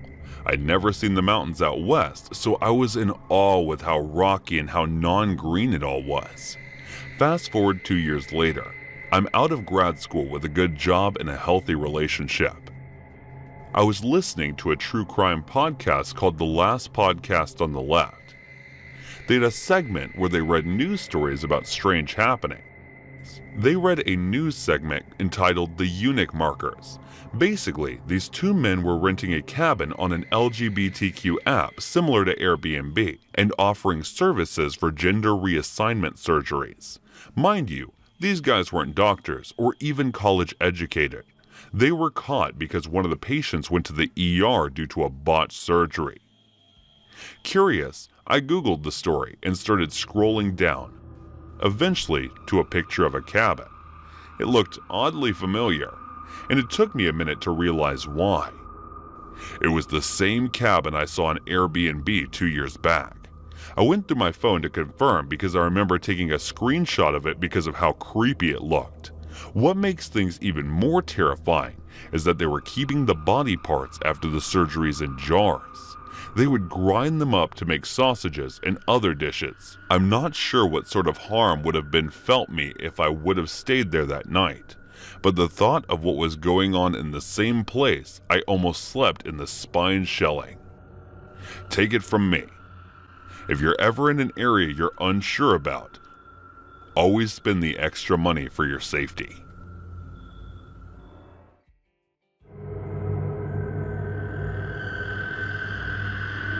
Based in Richmond, Texas, 33-year-old Instagram influencer and freelance model Janae Gagne at the kind of lifestyle that many can only dream of having amassed over 2 million followers on her various social media profiles.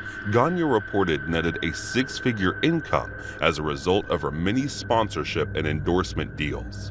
Using the pseudonym Mercedes, more Gagne's social media followers included the likes of Cardi B, Megan Thee Stallion, Snoop Dogg, and Meek Mill, meaning that by August of 2020, she was arguably one of the most famous social media influencers on the planet. Like many of her peers, being introduced to the website OnlyFans presented Gagne with a lucrative opportunity, interactive and more intimately with her gargantuan online following, while also opening up a potentially massive new revenue stream. But according to Jenny's father, Mark, the titanic amount of attention she received brought just as many problems as it did benefits. We kept her real private. Not even some of her friends knew her real name. They just called her Mercedes. I moved my daughter into new apartments 3 times because of my insecurities. He said late last year, the sheer number of people following her online, it scared me, he continued. Some of them followed her because they admired her, loved her even, but some were crazy obsessed. It was obviously unhealthy. So at around 4 p.m. on Sunday, August 29th of 2020, when Mark Gagne hadn't heard from his daughter for almost 48 hours, he decided to stop by her home in Cortland apartment to check on her. He pulled up, knocked on the door, but no one answered.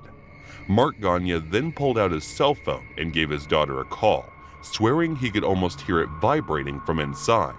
That's when he heard movement coming from inside the house. He hadn't heard from his daughter in days, and no one was answering the door to her apartment, so who was moving around inside? Mark Gagne said that he began to suspect something was horribly wrong. So in the next instant, he reeled back and sent his foot flying into the lock, kicking it open in one furious taunt. The sight that greeted him instantly broke his heart. There was his beloved daughter, eyeing lifeless at the bottom of the stairs. Her apartment had been completely trashed, and there appeared to be lipstick graffiti all over the walls of the apartment. Before he had any chance to read any of it, Mark Gagne heard a noise coming from upstairs. Mark said that in the heat of the moment, he thought his daughter might have fallen down the stairs and broken her neck, but hearing something coming from upstairs had him bolting up that floor as fast as his legs could carry him. Only then did he see a man lying in a pool of his own blood, gurgling and choking with a knife stuck in his throat as the life slipped away from him. Mark demanded answers from the dying man, but it was too late. He passed away just moments after Jenny's father had broken into her home. He had a disturbing twist of fate. Mark Gagne won't be plagued by questions for very long, because after he called 911, began to read some of the lipstick graffiti that had been scrawled on the walls. I was used for money, real one piece. I should have stayed in Florida, read another. The final piece Mark read was, I wish I never loved her. Sorry to the landlord and family. He couldn't bring himself to read any more. Although it appeared that his daughter's murder had been scrolling over the walls for days, he'd summed up a feeling and motive in just a few short sentences into Mark. It only confirmed that his worst nightmares had come to life. Janae Killer turned out to be a 34-year-old Florida man by the name of Kevin Ackerthrow, a man with such an unhealthy obsession with Janae that he somehow managed to track her down and kill her, all before taking his own life. He did not have any kind of prior arrest record in his home state, but during the subsequent investigation, police tried to establish that he'd had any prior history of mental health issues and don't even know how he found her. Mark Gagne later said, "A garden, my daughter. I won't even let her friends know where she lived." Police still don't know how or when he got to Texas. There's so much that's still a mystery. The news of her death was broke by a Canadian rapper, Tory Lanez, who paid tribute to her with a post that read, "Rest in peace, Queen." The few of the tributes seemed to address the causes for death. She was very cautious about her surroundings, Janae's mother and Jeanette Grover said, but unfortunate, they somehow basically was stalking and killed my baby. It's irrefutably horrific and important that Kevin Ackerthrow was able to track down and kill such an innocent young woman. But it's clear that Mark Gagne's fears were justified. No matter how much he tried to keep his daughter safe, the determination her stalkers showed and locating her significantly outweighed their efforts. And somehow, a man who wasn't exceptionally computer illiterate was about to somehow track down her home address. Some have speculated that the court somehow got a hold of Janae's billing information and discovered her real name and address in that way, in which case, OnlyFans had a long way to go before it can truly secure its content creators' privacy and security. So maybe until then, the risks of having an alluring online presence will outweigh any potential financial reward.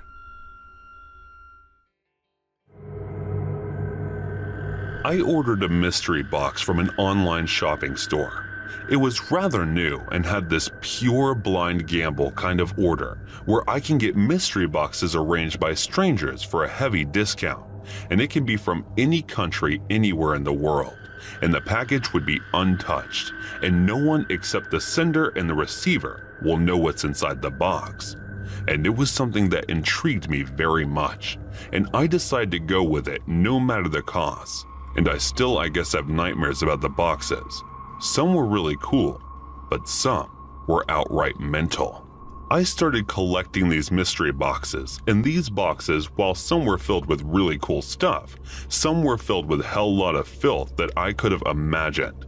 They had the filthy hairs and things that I would not mention over here, but in all the boxes that I had were really good.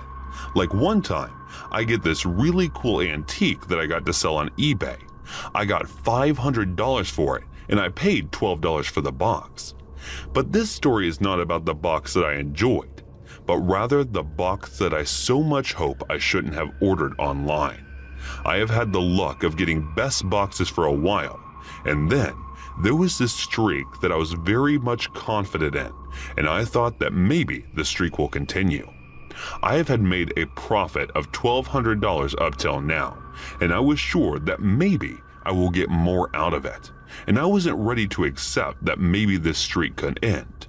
But things were not going accordingly, and there was a new site that I hopped on, and it seemed untouched, so I decided to get in on, and I got greedy, and I ordered a set of 8 boxes.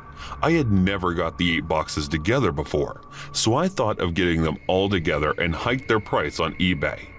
It was the 8-box mystery set that was to be delivered to me from all the way from Argentina. The box was meant to reach me in 7 working days, but there were delays, so I waited for the box to arrive.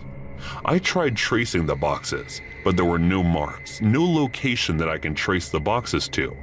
And then, days later, I got a pop-up message on the screen that said, "Do you really wish to receive the package? Once at your doorstep, you cannot turn them away." I just agreed and decided to wait for the package. I was not fully aware of what was coming next, but I didn't realize that I was deeper into problems. I realized there were people following me, and they looked like suits. Definitely something was going on that I wasn't aware of, so I decided to cancel the order.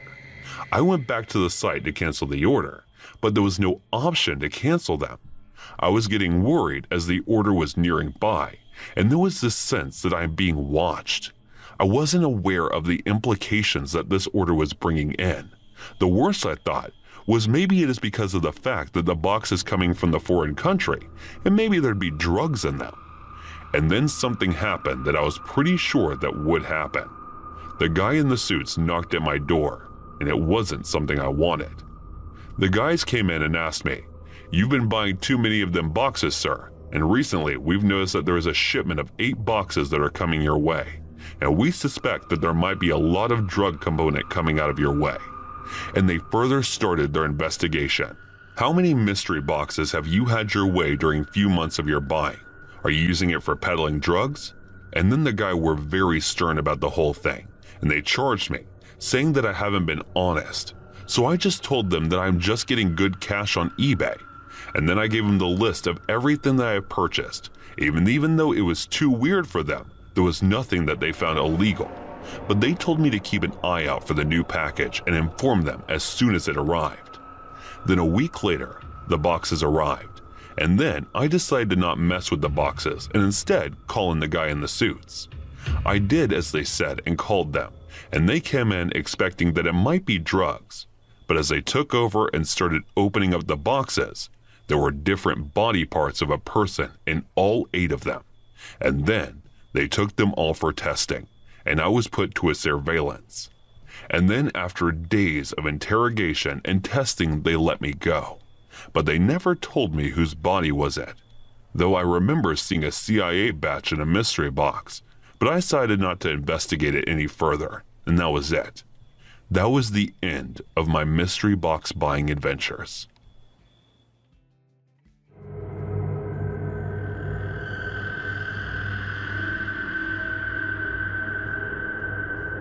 Some say he was in a house fire. The flames had gnawed the skin like an old candle. Others swore he was struck by lightning as a child and that the bolt head forked directly into the poor boy's face. The rumors that he looked the way he did because of some horrifying nuclear accident at the nearby Donetsk power plant. Men swore he was real. Others said that it was all a lie. But back in the day, almost everyone in the greater Pittsburgh area had heard some variation of the Charlie No-Face urban legend. Some called them the Green Man, others the Monster of Beaver County, but the details were essentially the same. Some older Pennsylvanian even claimed to have met Charlie No-Face when they were younger, saying it was by far the single most terrifying moment of their lives. They described it like shaking hands with a Jersey Devil or sharing a makeup mirror with a Powder and Bloody Mary. We thought it was impossible. But there it is.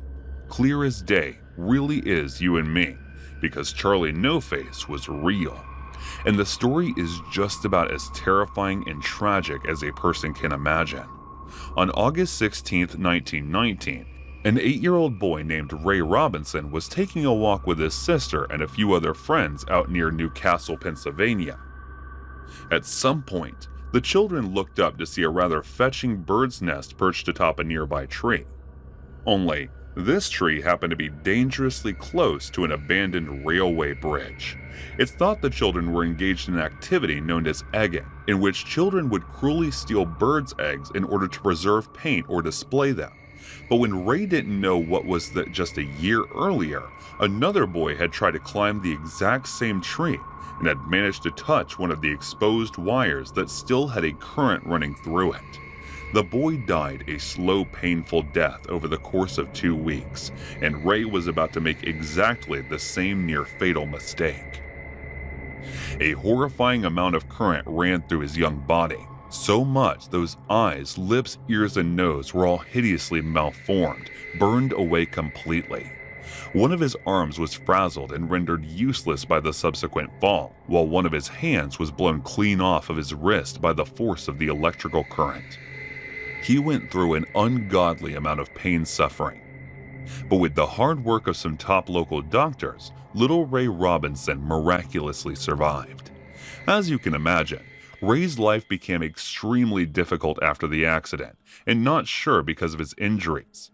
Many of the larger Victorian-era homes in rural Pennsylvania, including the one Ray grew up in, really can be something to behold. The extravagant architecture include high ceilings, grand bay windows, and often the privacy of personal in-suite bathroom fixtures. In some cases, the level of domestic self-sufficiency meant that a person could remain in one isolated corner of the house for days, perhaps even weeks on end, as just as much as it could be used to provide a sense of comfortable solitude. Such features made for rather horrible gilded cages for people like Ray, and the South's family kept his monstrous form hidden away from the terrible public mile counts. Ray was kept isolated and shunned even by his own family. But he wasn't entirely mistreated during his upbringing. He was amply fed, and his love of baseball was indulged by parents that provided them with both baseball cards and a wireless radio with which he could listen to games. His parents also understood that he needed to keep busy, and also that they needed to teach him to function in society. They provided him with the means to learn Braille, and even taught him out-of-fashion wallets indoor mats that have used rubber tires. When he came of age, his family revealed a renovated apartment that made for him, sent into the family garage. It was much closer to them both physically and emotionally, and it meant the world to a young man who had been so terribly misunderstood for most of his young life. Only as he grew, a yearning to roam free burned in him. So in a small act of rebellion, Ray slipped out of the house in the dead of night and walked the highway near the family home. It became something of a habit.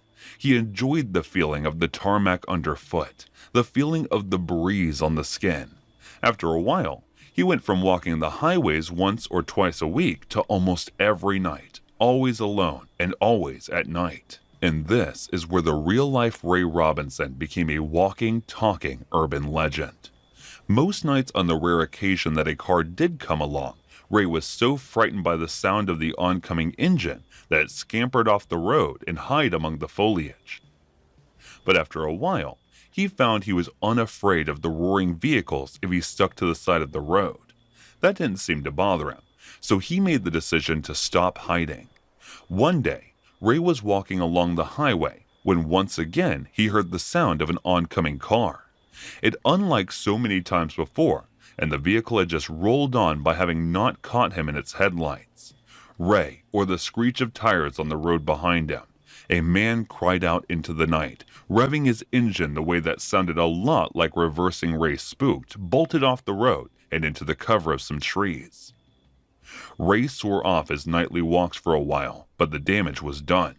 And in nearby Elwood City, rumors began to spread that the man with no face. The first sighting didn't cause too much of a stir. People just thought the storyteller was tired, crazy, or drunk.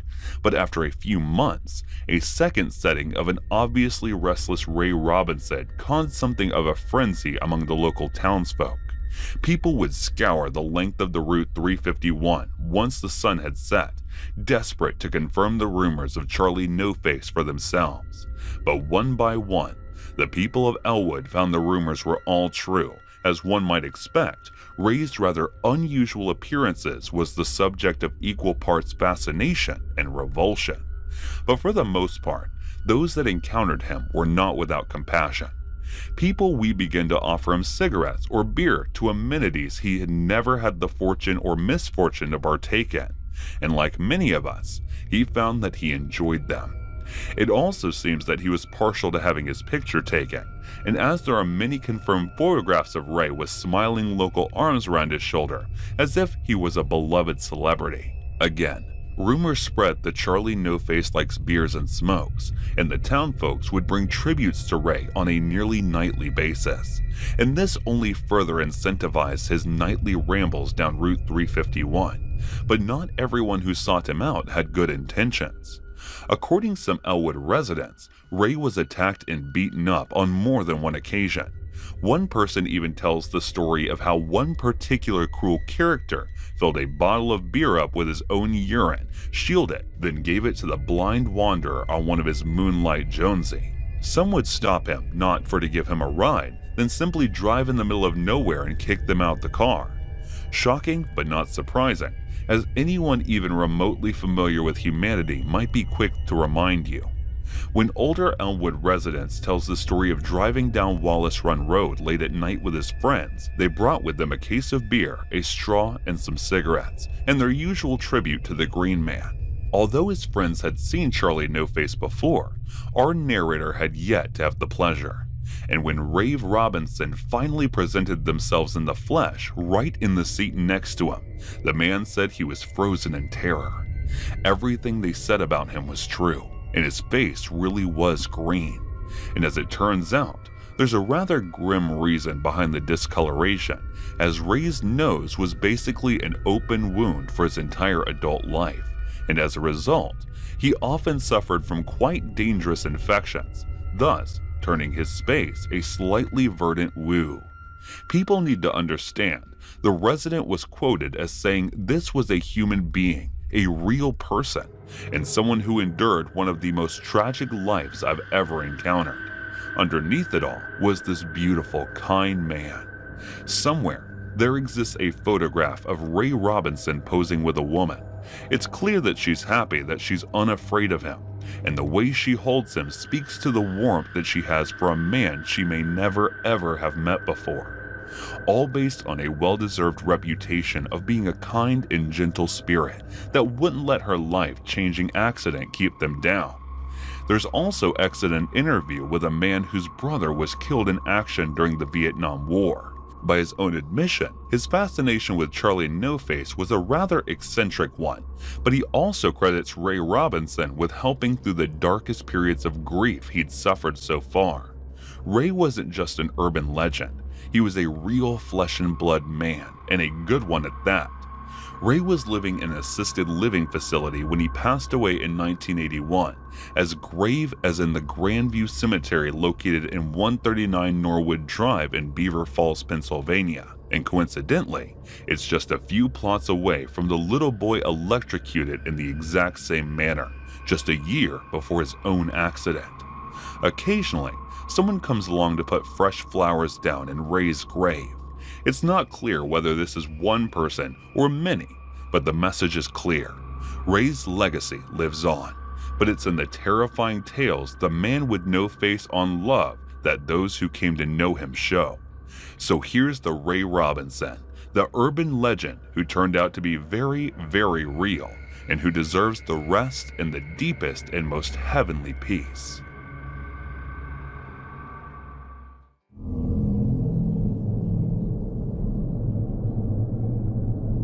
So I was scrolling through the subreddit Creepy Encounters, and it reminded me of a story that happened to my twin sister and I about 2 years ago. We were 22, almost 23 when it happened, and as we'd moved to a different town to pursue our studies, we'd only come home for the holidays. It was a summer's evening, and our father wanted to cook us all something, but was missing a few things, so we all decided to go to a little grocery shop in the city centre. It was too late to go to a supermarket and a bit too far. My father didn't want to go too far for just a few things that were easy to find closer to home, if a bit more expensive.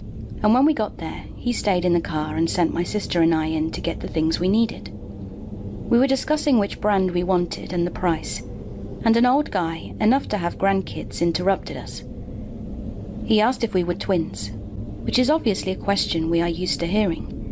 So we smiled politely and answered that yes, we are twins. Cue the, "Oh, you look so alike" spiel. For the record, we don't think so. But we are used to each other, so we know all the differences between our physical appearance. Then the question followed, which one came out first? Which always makes me feel uncomfortable. But when they're nice, I try not to show my discomfort. But then this guy started asking if we had boyfriends, if we wanted to have children, and if we planned to stay together, etc. And it was starting to get creepy. But as I'm quite the introvert, I didn't say it outright, but did make sure to show it in my body language, that I was immensely creeped out. I turned away from him and looked at the cash register. He then started to say that he wanted to marry my sister, that her eyes were a mirror, and that he could see she is so kind and docile. Even if it was creepy, I couldn't help but laugh in disbelief, because really, my sister, kind and docile. She is actually so sassy and savage, and I love her for it. He said their children would be so beautiful, and at this point it was past being creepy, and I was getting really pissed.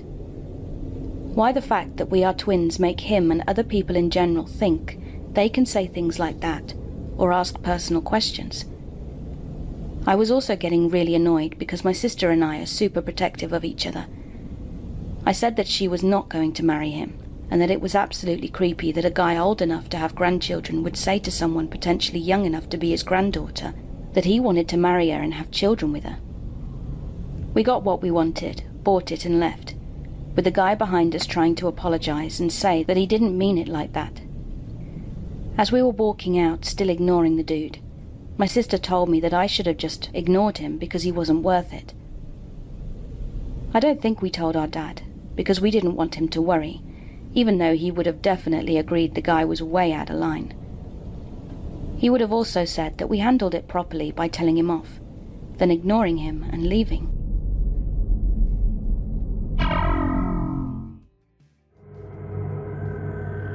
I went to beauty school just after high school.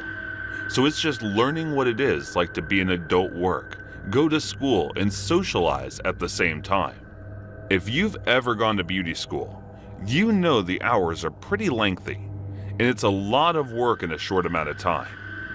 You also know that you're mostly crammed with a lot of women of different ages and a few boys if there's a straight man in school, and he's even mildly attractive, obviously considering you're attracted to that type of person. Most women that score just so at all because it's the only male person we are seeing during most of our weeks. That takes me to Dave. A few years older than me, tall, drives a Ducati to school, mysterious and handsome. Every girl was always putting a little extra makeup, turning their hips towards him, flirting when he was around. He was cute, quiet, and always knew what to say. I was as interested in catching his eye till he randomly asked me to meet up with him for a bite one day after school. I was single, needing to experience dating for the first time, and it didn't seem that bad to hang out with. Things started off very sweet and genuine. He'd sent good night texts, joke with me at school, and even genuinely seemed like he wanted to hang out more and more. We'd go to bars, and he knew everyone, so I could just get right in. I was underage at the time. We go eat, see shows to step drink. I feel like I was starting to feel like an adult enjoying the life and being wooed by a handsome, slightly older man. We drove around on his bike. He'd take me to nice, quiet dinners, always offered to pay, and even didn't little things like hold his arm out when I was walking downstairs or off a curb. I'd never experienced this type of gentleman before. But as quickly as the sweet dates came, so did a very weird, calculated, and controlling behavior. He would start to ask why I didn't smile with my teeth. Was it because I was embarrassed at myself? He would sit behind me working at school and taught me about how slow I was. He'd say things like, "Don't sit like that," or "Say things that way. That's not what ladies do, and I'm a lady, right? Don't wear that lipstick, it's trashy." Butts, I guess. Maybe I was being inappropriate. Maybe he's right. I should act more like an adult and a child. Be better at school. Look more like an adult. He brought me to his house one night, a place he rented a room from. Suddenly, this stoic Edward Cullen type turned into a person I didn't recognize. Outside of the random mood shift, his room was filled with clothing and garbage like old Gatorade bottles filling the floors. There was a TV and a bed. Of all the things I could really make out in the room, he brushed dirt off his bed for me to sit down. I hung out for a while, and he oddly confessed he never brushed his teeth. Okay, well, looking at this room, I could believe that. He also mentioned that he just bought new clothes when he needed them and never washed. The dirty ones just left them there. This is all in the first 2 or 3 weeks. Kind of a red flag if you asked me. The lights were off at one point, and we're watching a show, and I see a light like a cell phone right outside the window behind the TV. I jump and get his attention, but he had to have seen. He brushes it off, saying it must be a roommate though. I notice he's texting someone at the same time. Let it go for the night. Eventually go home, but so feel uncomfortable. When the phone calls started happening in the stories of his ex, they lived together. She was 10 years older than him and had a 6-year-old kid. She was crazy. If he and I would hang out, I'd suddenly start getting calls from an unknown number. The minute I walked in my door, they would ring to my voicemail, got them, and no one would say a word till the message ran out of time. They'd happen every 10 minutes for 3 or so hours. I asked him about this, if it was him, and he said it may just be his crazy ex. But how would she have my number? He'd say, "Well, I have to give her some of her things, and she stole my phone at one point. Must have taken your number." So the gentlemanly dates would happen, and the gifts, sending roses and coffee to my work, showing up with a massage and spa packages every week. We still saw each other at beauty school, almost alien. He'd be kind, but it was always hush-hush until it was outside of school. I was torn. This person, lying. Or is this the kind of person to want to date me? Maybe he just has some flaws and a crazy ex. Then the texts and Facebook messages started coming, clarifying it was her. He told me about your messed up life and secrets you've told him. I know he just saw you. I know you were at his house. I was outside his window looking in. Your red dress was nice. He laughs about you. Poor you. Just a stupid little girl. And stuff like that over and over. I block her. Then she'd have friends send me the same BS. She freaked me out. And he always denied it and apologized for her behavior. Then the word Daisy wouldn't show up for school, and he would text me during the day saying they were together, sending pictures of him. I tried to confront him, but he always denied having anything to do with her and repeating that she wanted to ruin his life. And then she started going to my work, telling my coworkers she was my friend and would color things on the kids menu, like my name plus Dave, art, her, and tell them she wanted me to have it. She'd send me a random picture of him in a booth at my work, and I put the pieces together when I got there and got her notes, asking my coworkers where she was sitting and what she looked like. It was gross and embarrassing, let alone scary. My car was broken into at school, and nothing was taken from it, but a bill that had my address on it. Then was so scared. I came home at any point in time, and she started calling me over and over as soon as I closed the door behind me. I felt trapped.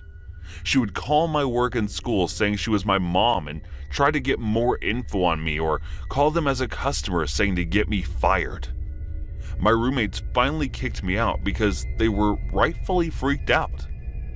So I turned to the police. They put me in contact with a detective who I handled all of the calls, texts, and messages, plus notes she left in my work. I never answered the phone or responded to a single message from her. I had hundreds of calls, texts for at least a month. They came in every day from the same number. I never blocked that number after the first few were blocked, so I could keep a log of all the attempts. Plus, I have to keep a journal of every incident leading up to me coming to the police, just in case. I watched a lot of crime documentaries. He told me that there was nothing he could do to trace the number back to a specific person, and since she hadn't threatened my physical safety, his hands were tied. The very next day, he calls me in, he's furious, telling me he can't help me if I'm harassing her back. I was confused, and when I asked what he meant, he said, "You're calling a mother non-stop throughout the night, terrifying her and her kid." But it was a 20-year-old, and she was 36. Of course he's going to believe the adult, but I never called her. He asked me to come to his office and show me his evidence he has against me.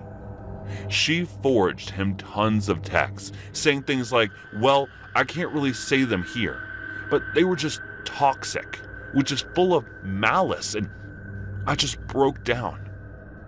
I would never say some of the things that she had said that I said, and I know I didn't send these tons of texts, especially overnight when I had school the next day. He didn't believe me and completely dismissed me. He ultimately turned against me and was now on her side, and this was crushing. I broke things off for good with David, basically told him to screw off. We still had to go to school together, and he was terrible. I embarrassed myself in front of my friends defending him so long. My work, my school, who I had to beg to make sure this girl didn't come around again, and a detective who ultimately didn't believe a word I said just to get some peace. My friends were tired of seeing me scared, stressed and constantly talking about this weird situation happening to me. I was over it all. She finally left me alone once I moved, got a new car, a new phone, deleted social media. But it still freaks me out that we all live in the same town. She messaged me a few years ago from a different account when I was back on social media, and said she was sorry that she was manipulated by Dave and that they did this to too many girls. This was disturbing and gut-wrenching to me, to the mother of a 6-year-old, really have nothing better to do than play messed up mind games with a sociopath, maybe 2 sociopaths together. Junko Furuta was born in Misato, Saitama Prefecture on January 18, 1971. She lived at home with her parents and her 2 brothers, one elder and one younger, and could often be found watching her favorite drama series, Tambu, whenever she wasn't studying. During her teenage years, she attended the Yoshio Minama High School and had a part-time job during after-school hours at a plastic molding factory. It was this job that helped her gain enough experience to be offered at an electronics retailer where she planned on working after she graduated from high school. She was also offered the job because of her almost flawless academic performance. She had an extremely high grades and very infrequent absences. She also saved up money from a part-time job so that she could go on a post-graduation celebration trip around the Japanese home islands. But Junko would never get to go on this trip, as she was about to have a hellish encounter with members of the Japanese criminal organization known as Yakuza. On November 25, 1988, a teenage boy named Hiroshi Miyano, joined by his friend Nobuhiro Manuta, was wandering around his hometown village of Masato with mischief on his mind. It was then that they spotted Junko riding her bike home after finishing her shift at the plastic molding factory.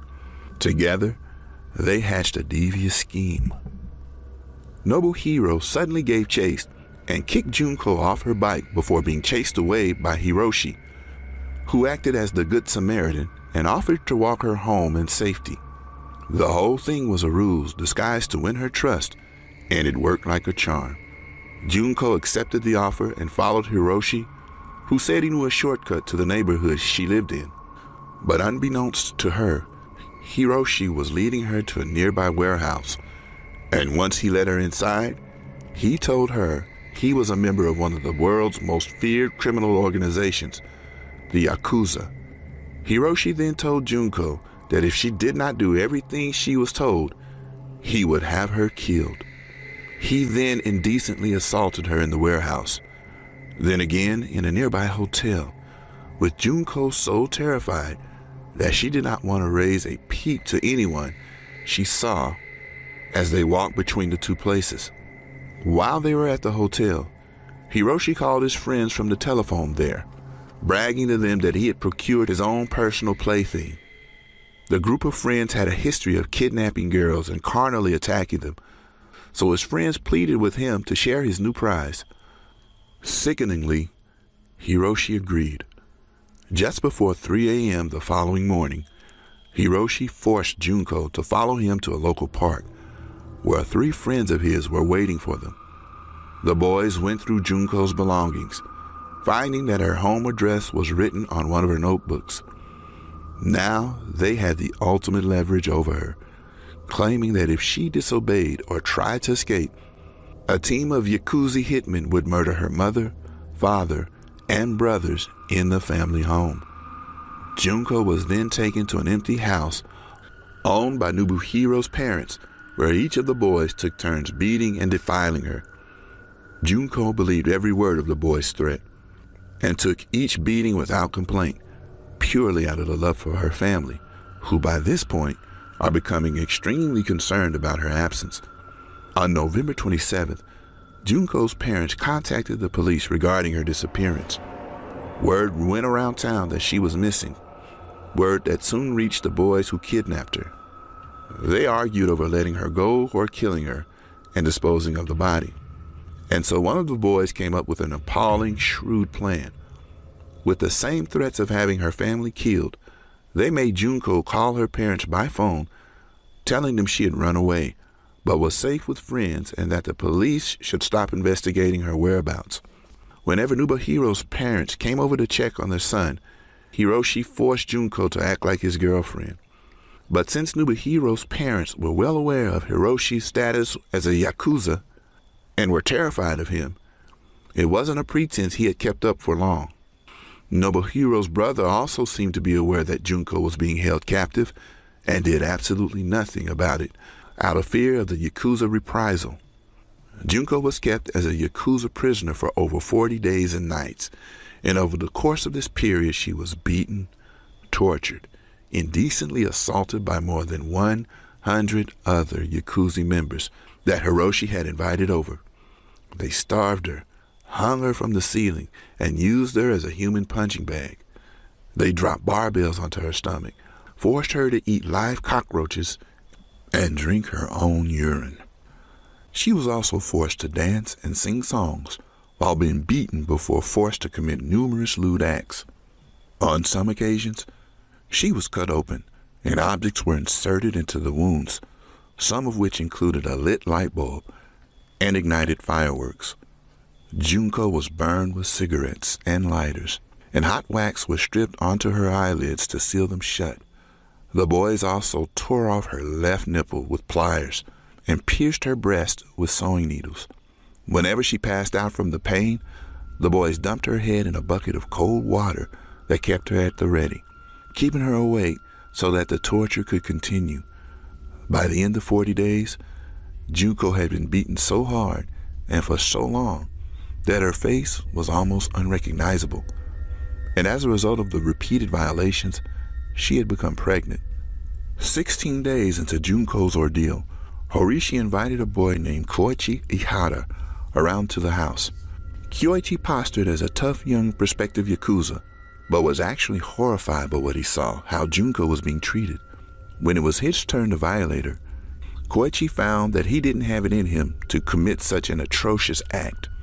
He was mocked by the other boys who bullied him into going through with it, questioning his masculinity and telling him that if he didn't assault her, that he would be kept prisoner too, doomed to suffer similar treatment. Traumatized by what he'd seen and racked with guilt over the things he'd done, Koichi confessed his crimes to his brother as soon as he arrived back at his home. The police were soon contacted, and 2 officers were dispatched to the house where Junko was being kept a prisoner. When they arrived at the address, Hiroshi and Nobuhiro played dumb, acting outraged that such an accusation had been made. They even had the gall to invite the officers inside to take a look around, calling their bluff in a way that seemed absolutely outrageous in retrospect. To the police officers, the invitation was all the proof they needed to believe that the 2 boys were telling the truth and that there were no crimes being committed inside the house. If they had bothered to search, Junko would still be alive today, as it is widely accepted that despite some serious mental trauma, she would have recovered from the wounds inflicted on her and gone on to live something of a relatively normal life. But as the month of December rolled around, Junko actually found the courage to sneak downstairs to the telephone to call the police. But to her horror, Hiroshi discovered her trying to summon help, smacking her away from the phone and slamming the headset down into the receiver. When the police dispatcher called back, Hiroshi apologized, informed them that the call was an accident, and told the police not to worry. Hiroshi was furious that Junko had attempted to contact the police and savagely beat her as punishment for the perceived offense.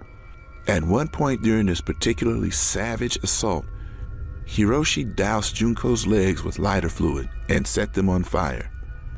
Junko was in so much pain that she actually started having a seizure, but the boys believed she was faking it to gain sympathy and set her legs on fire all over again.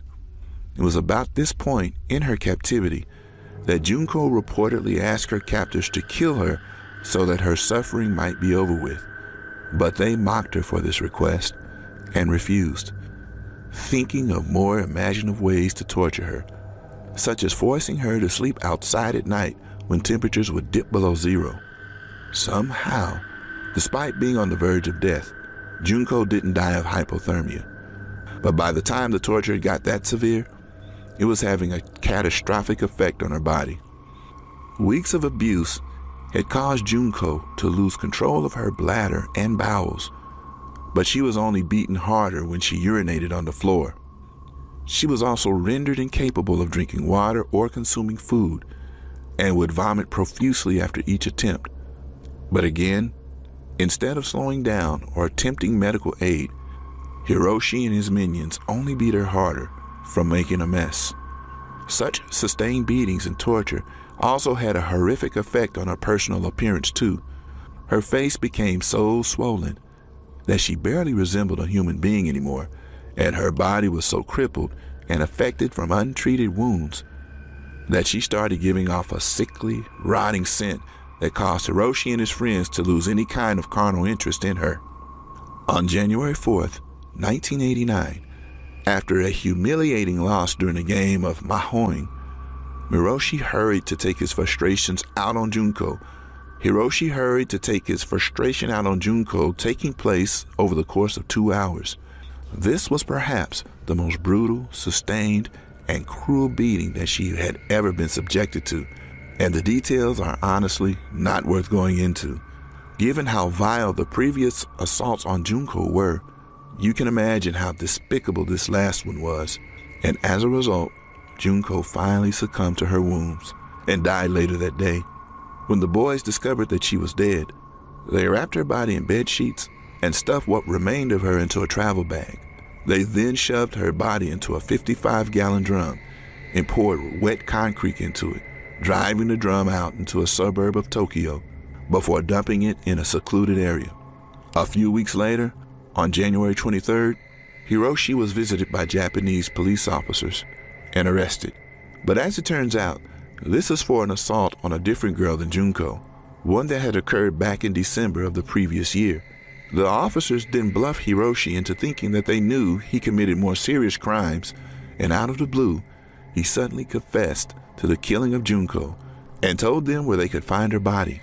Horrified by the impromptu confession, the police drove out to the secluded spot that Hiroshi had described and found the steel drum that contained Junko's body. Her hands were so badly burned that she couldn't be identified by her fingerprints. So many of her teeth had been knocked out that the police initially didn't think she could be identified by her dental records. But a partial match turned out to be enough to confirm that the body did in fact belong to the missing Junko Furuta. In light of the fact that they were juveniles at the time of the offense, the identities of all those confirmed were kept a closely guarded secret by the Japanese courts. However, outraged by the severity of the crime, journalists worked hard to uncover their names and subsequently published them in the national newspapers. The reasoning was that no one who could commit such horrific acts of carnal violence deserved to remain anonymous, and that they should be named and shamed for the horrendous things they've done. Not only did Hiroshi Miyano deny that he'd actually murdered Junko, only pleading guilty to the crime of committing bodily injury that resulted in death, but when he was finally convicted of murder in July of 1990, he actually appealed the sentence. Appalled by such a juvenile and cowardly display from Hiroshi, Tokyo's High Court Judge Ryuichi Yanase not only denied the appeal, but gave Hiroshi an additional 3 years on top of his original 17, publicly scolding him for his apparent lack of remorse. During Hiroshi's trial, the High Court judge commented that exceptionally grave and atrocious violence had been inflicted upon the victim, and that Junko Furuta had been murdered so brutally that her soul must be wandering in torment. Upon hearing the details of the brutal assault and torture that ended her life, a spectator in the gallery actually passed out from the shock. Junko's mother also reportedly had a complete mental breakdown when she learned of her daughter's treatment, which required intense psychiatric treatment to overcome. Hiroshi's parents were so ashamed by the whole ordeal that they sold their home and donated the fee of almost $500,000 to Junko's mother and father. Junko's funeral was held on April 2nd, 1989. One of her friends read a memorial piece that stated, "Jun-san, welcome back. I have never dreamed that we would see you again in this way. He must have been in so much pain. There must have been so much suffering. The traditional coat we all made for the school festival looked really good on you. We will never forget you. I have heard that the headmaster has presented you with a graduation certificate. So we graduate together, all of us. Jun-chan, there is no more pain for you now. No more suffering. Please rest in peace." The electronics retailer that was due to give Junko a job upon graduation presented her parents with a uniform that she would have worn during her employment, along with sincere condolences. They placed the uniform in her casket, saying it's what she would have wanted, given how proud she was that she'd secured such a prestigious position at such a young age. What happened to her is something that the Yakuza subject young women to far more regularly than will ever be publicized. You get that the Yakuza are still romanticized in a similar way of how the Italian-American mob had been idealized in the past. We must be cautious not to put criminal organizations on the pedestal, and we must be quick to remember that it might have been our own sisters or daughters that were subjected to such horrendous treatment by men who saw Junko little more than an object that he toyed with, then disposed of. May she and all of the victims of wanton criminal violence obtain the peace and death that was denied to them in life.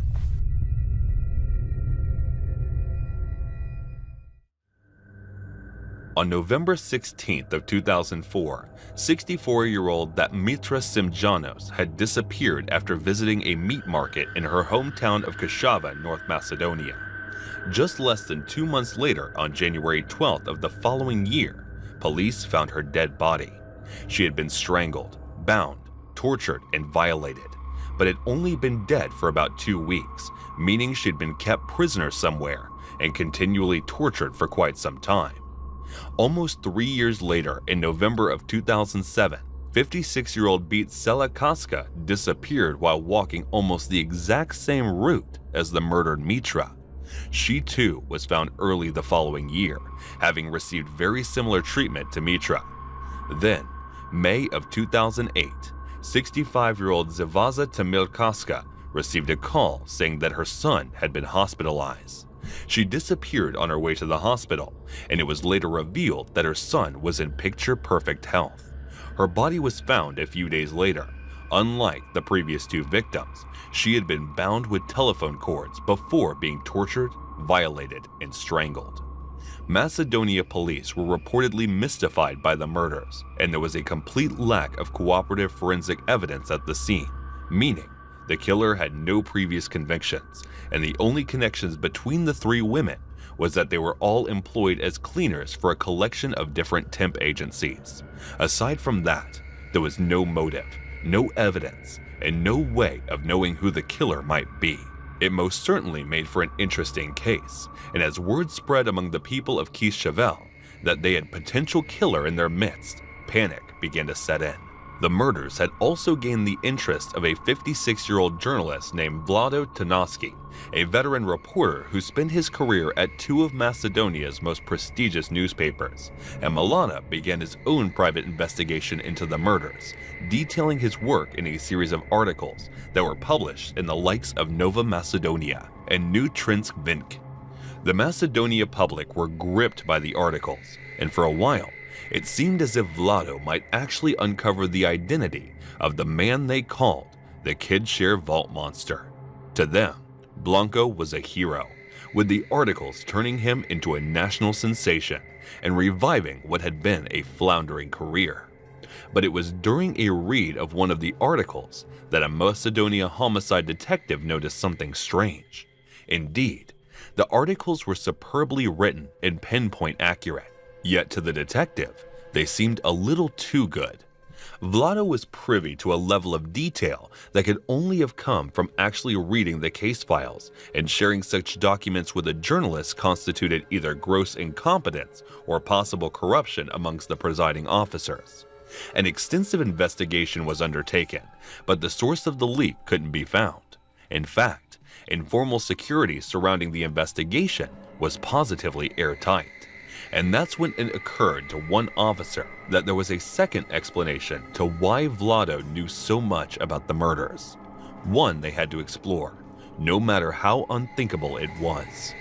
In January of 2008, Vlado received a visit from a pair of homicide detectives who wished to discuss his articles with him.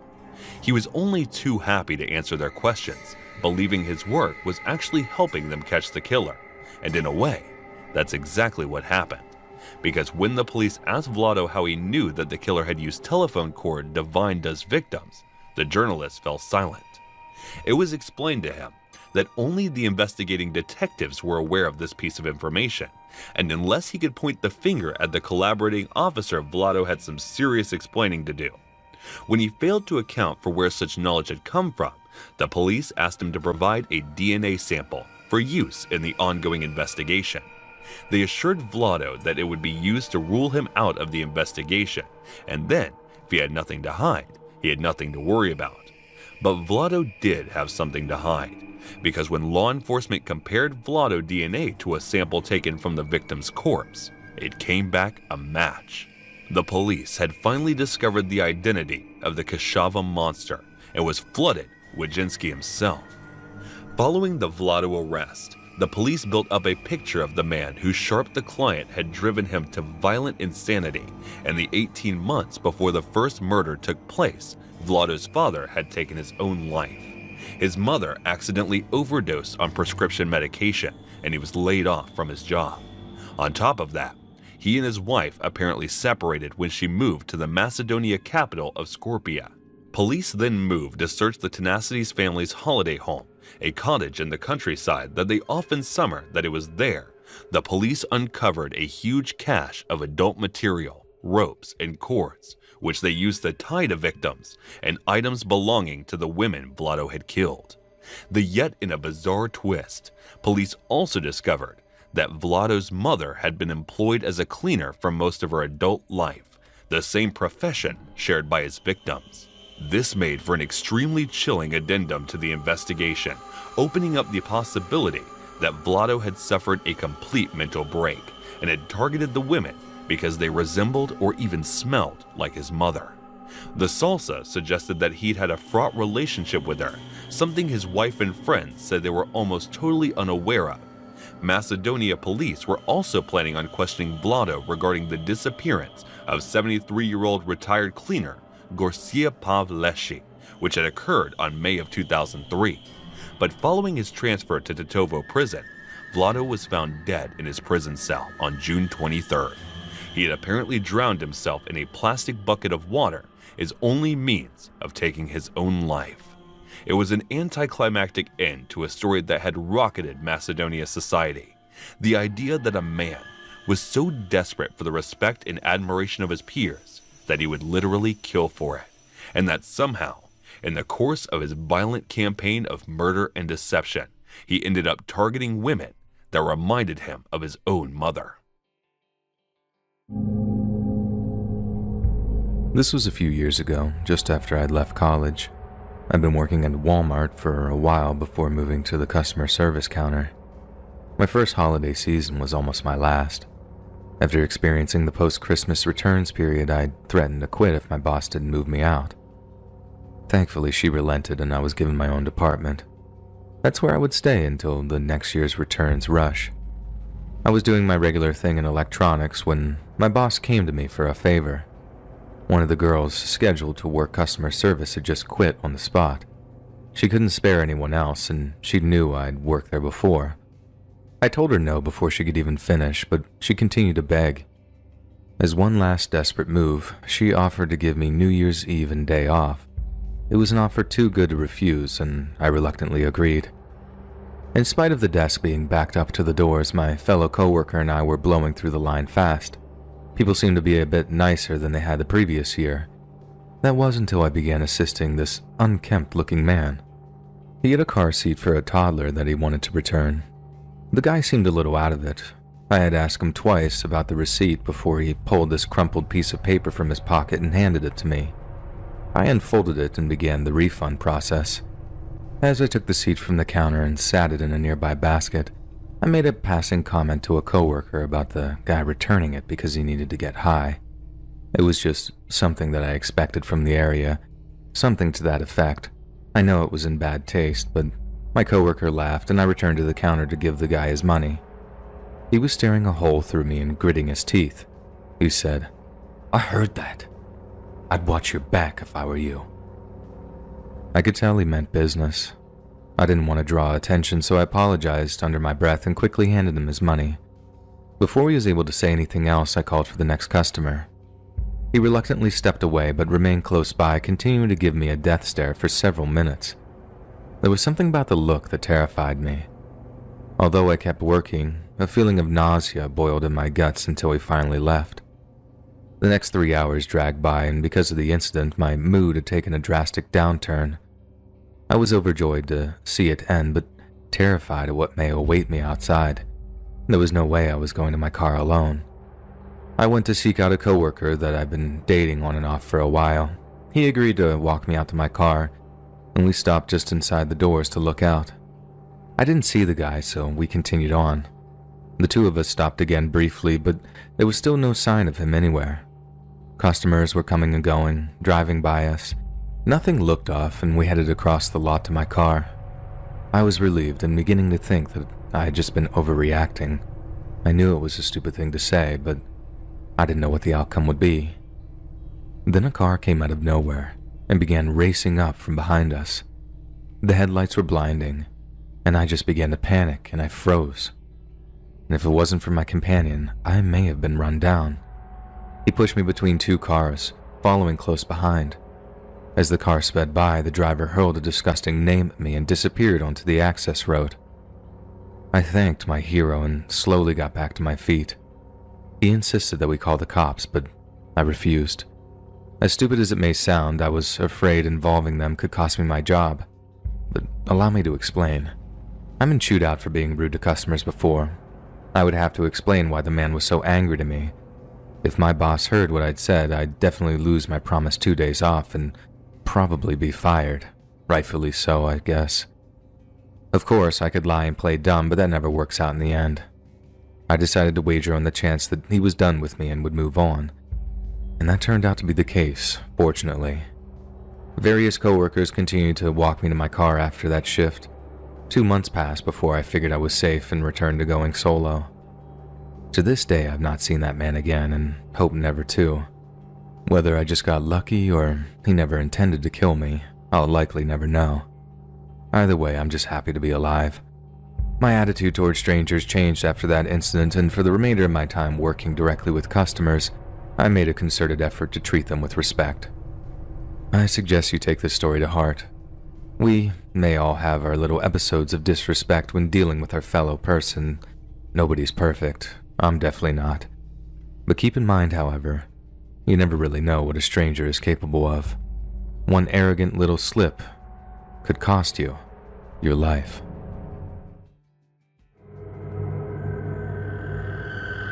Every once in a blue moon, I like to log on to the deep web and search for weird and strange things. In general, it's a relatively tame place.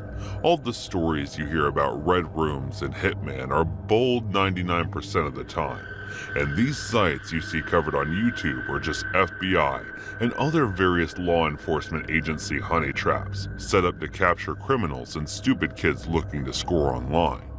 The majority of the trafficking taking place on the deep web these days is insider leaking information to journalists and pervs sharing lewd photos of kids.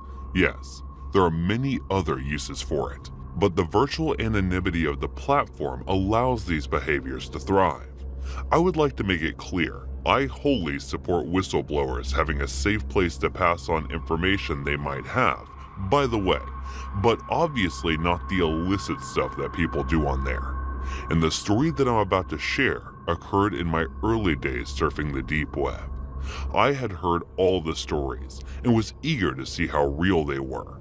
Like others, I was a little disappointed in what I'd found. The raciest place I'd come across was a picture and video forum that was heavy on the adult stuff. I guess the best description of it is a deep blue X hamster crossed with live leak. Everything was allowed as long as it was legal, so the kid stuff was banned. Thankfully, the adult videos were the main reason I was there, not gonna lie.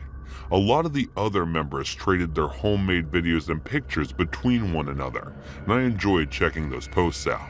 Most of the modern mainstream adult movies are a little degrading to the actresses, but I discovered the amateur stuff was not pretty vanilla, actually has made them much easier for me to enjoy. It may have been my third or fourth time I visited the site when I got a private message from another member. I wasn't sure why he chose me or even how he knew I was there at the time, but I read it anyway. He said he was a moderator and noticed I visited multiple times but had not shared anything. Apparently, the sharing thing will not require was highly encouraged. He wanted to know if I had anything to share. Basically, I've never been the kind of filming myself doing it. However, I didn't want to cause any trouble. After thinking about it for a minute, I remember I had a few photos of my ex-girlfriend's older sister she had sent me. Don't ask. And so I sent those 30 minutes later. He sent a second message. He sounded pleased with the pictures and had a few files I could download. Despite being grateful, I was a bit leery of downloading something from a stranger, but my curiosity got the best of me. The first few videos were pretty average yet enjoyable. However, the next was a bit unsettling. The video started with a close-up of a woman's leg wearing a spiked heel, and then it pulled away to show a kitten laying on the floor. This confused me for a second, but when the woman raised her leg and stomped on the kitten, I spent the next several minutes weeping uncontrollably. Being a massive animal lover, this kind of garbage horrifies me. Call me a child all you want, but there was nothing appealing about this. The tears eventually gave over to sheer anger, and I sent a venom-laden message to this idiot voicing my distaste for his joke. I let my anger get the best of me, and I foolishly threatened to send them to the cops. Looking back on this now, it was an empty threat. The cops wouldn't likely be able to find the guy or really care. After witnessing what I had, I stayed off the deep web for about a month. When I did return, I noticed a new message from the guy that sent me the horrible videos. I was reluctant to read it at first, kind of wanted to move on and put it behind me. But another part of me wanted to see the justification for thinking I'd like that garbage. Ultimately, I made the right choice, or maybe not, it depends on perspective. I guess what I would read I was not expecting for some reason. He got into his head that I didn't belong on the forum, and he wanted to drive me away. My mistake was threatening him. He must have foreseen this, and he suggested I search my hard drive. He claimed he had hidden a file within the download that had enough CPU to put me in prison for a long time. This left me with no defense. A search on my hard drive uncovered an unknown file that I didn't recognize, and it was indeed a massive file. Although it may have been nothing, there was no way I was going to take the chance of infecting my computer with this filth. Rebecca Lucille Schaefer was born in Eugene, Oregon on November 6, 1967. Her father, Dr. Benson Schaefer, was a child psychologist, while her mother was a writer and instructor at Portland Community College. Given how proud she was of her Jewish roots, young Rebecca would dream of becoming a rabbi. But after a chance encounter with a modeling agent, she began modeling clothes during her junior year in high school. Rebecca would become a popular subject of many photographers, and she made guest appearances, department store catalogs, and television commercials, as well as an extra in a straight-to-TV movie. She was so successful that in August of 1984, her parents gave her permission to move to New York City to pursue a full-time modeling career. At 5'7", She was considered too short for high fashion modeling jobs and struggled to find work as a result. Rebecca even moved to Japan for a short stint in the hopes of finding work there, but found Japanese modeling standards were even stricter than back in the United States. Yet, within just a few months of moving back to New York, Rebecca landed her first TV role playing Amy Barnes in ABC's One Life to Live. The following year, she appeared on the cover of 17 magazine, which caught the attention of television producers who were casting for a sitcom called My Sister Sam. Through a series of grueling auditions, Rebecca won the role of Patricia Russell, and the series was initially a hit, but it was canceled halfway through its second season in 1988 due to failing ratings.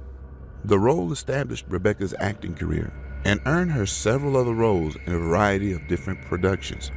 However, the role also brought her to the attention of an extremely dangerous and unstable young man, one that would have an indelible and catastrophic impact on her life, Robert John Bardo. The youngest of 7 children, Bardo was the son of a non-commissioned officer in the United States Air Force who had met his mother whilst deployed in Japan. Due to the nature of his father's occupation, the Bardo family moved frequently, eventually settling in Tucson, Arizona in 1983. And to say young Robert had a rough childhood would barely broach the issue. A young Robert was placed in foster care after abuse from one of his siblings got so bad that he threatened to take his own life. Couple that with the Bardo's family history of mental illness, and it's quite clear that he never really had a shot at emotionally stable adulthood. By the age of 15, Bardo had been institutionalized to treat severe emotional problems, and it was around then that he was diagnosed with bipolar disorder. Shortly after, he dropped out of Pueblo Magnet High School and began working as a janitor at a Jack-in-the-Box restaurant. By the time he was 19, he had been arrested 3 times for disorderly conduct. Bardo's neighbors would frequently complain that he exhibited unexplainably strange and threatening behavior towards them. Yet, it seems they had no idea how deep Bardo's madness extended. You see, Bardo had a dangerously obsessive personality and found himself increasingly obsessed with certain female celebrities. The first target of his dangerous obsession was with the 13-year-old Samantha Smith, an American schoolgirl, peace activist, and child actress from Manchester, Maine, who became famous during the Cold War after her death on August 25, 1985, Bar Harbor Airlines Flight 1808 plane crash. Bardo was devastated, but it was during a period of intense mourning that he discovered Rebecca Schaefer while watching My Sister Sam. After writing Rebecca numerous letters confessing his love for her, Bardo attempted to gain access to the set of My Sister Sam, who was turned away by security. It was then that Bardo turned to a terrifyingly creative method of discovering Rebecca's whereabouts. Bardo contacted a Los Angeles-based private detective agency, promising to pay them handsomely if they could obtain the address of one Rebecca Schaefer. Using the California Department of Motor Vehicles records, the private detectives successfully obtained Rebecca's address, passing it along to Bardo for a tidy sum. They had no idea how unhinged Bardo was, or what the ramifications of their actions were.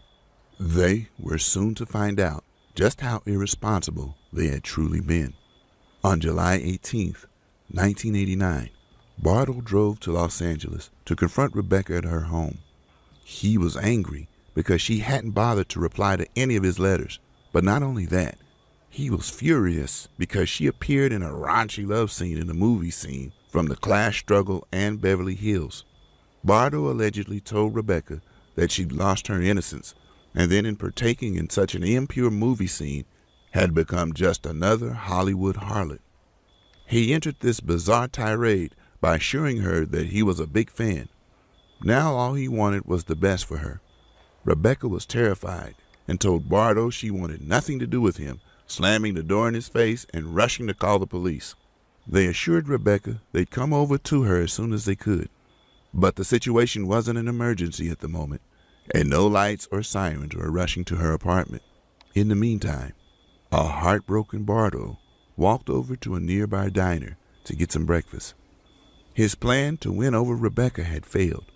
But he also had a plan B, which he would use in the event of Rebecca's rejection. About an hour later, Rebecca's apartment doorbell rang again. Assuming it was the cops, she rushed over to answer the door, but when she stopped to open it, the only person she saw standing before her was Robert Bardo. Bardo raised a Ruger 357 handgun and shot Rebecca through the heart. He then tossed a copy of Catcher in the Rye into her apartment and was later arrested in Tucson while wandering through traffic. The following year, Bardo tried to argue that he was criminally insane, but a judge dismissed the idea and labeled him a dangerously obsessive but otherwise mentally competent person. He was sentenced to life in prison without parole and is currently serving his sentence at California's Avenue State Prison. As a consequence of Bardo's actions and his methods of obtaining Schaefer's address, the U.S. Congress passed the Driver Privacy Protection Act, which prohibits the State Department of Motor Vehicles from disclosing the home addresses of state residents. Rebecca's murder also prompted the first anti-stalking state laws, including the California Penal Code 6469, which was essentially the nation's first law against obsessive or fixated persons. It was a nice gesture, but few deny that they came too little, too late for Rebecca, who needed protection from a dangerous and violent stalker long before there were any legal means to combat them. We can only hope these laws are direct and robust enough to stop the same thing from happening again.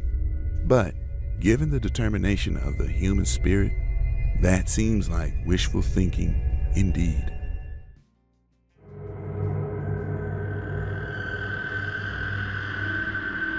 I had always been interested in the cultures and people of other countries and used to download apps that could allow us to talk to people all over the world.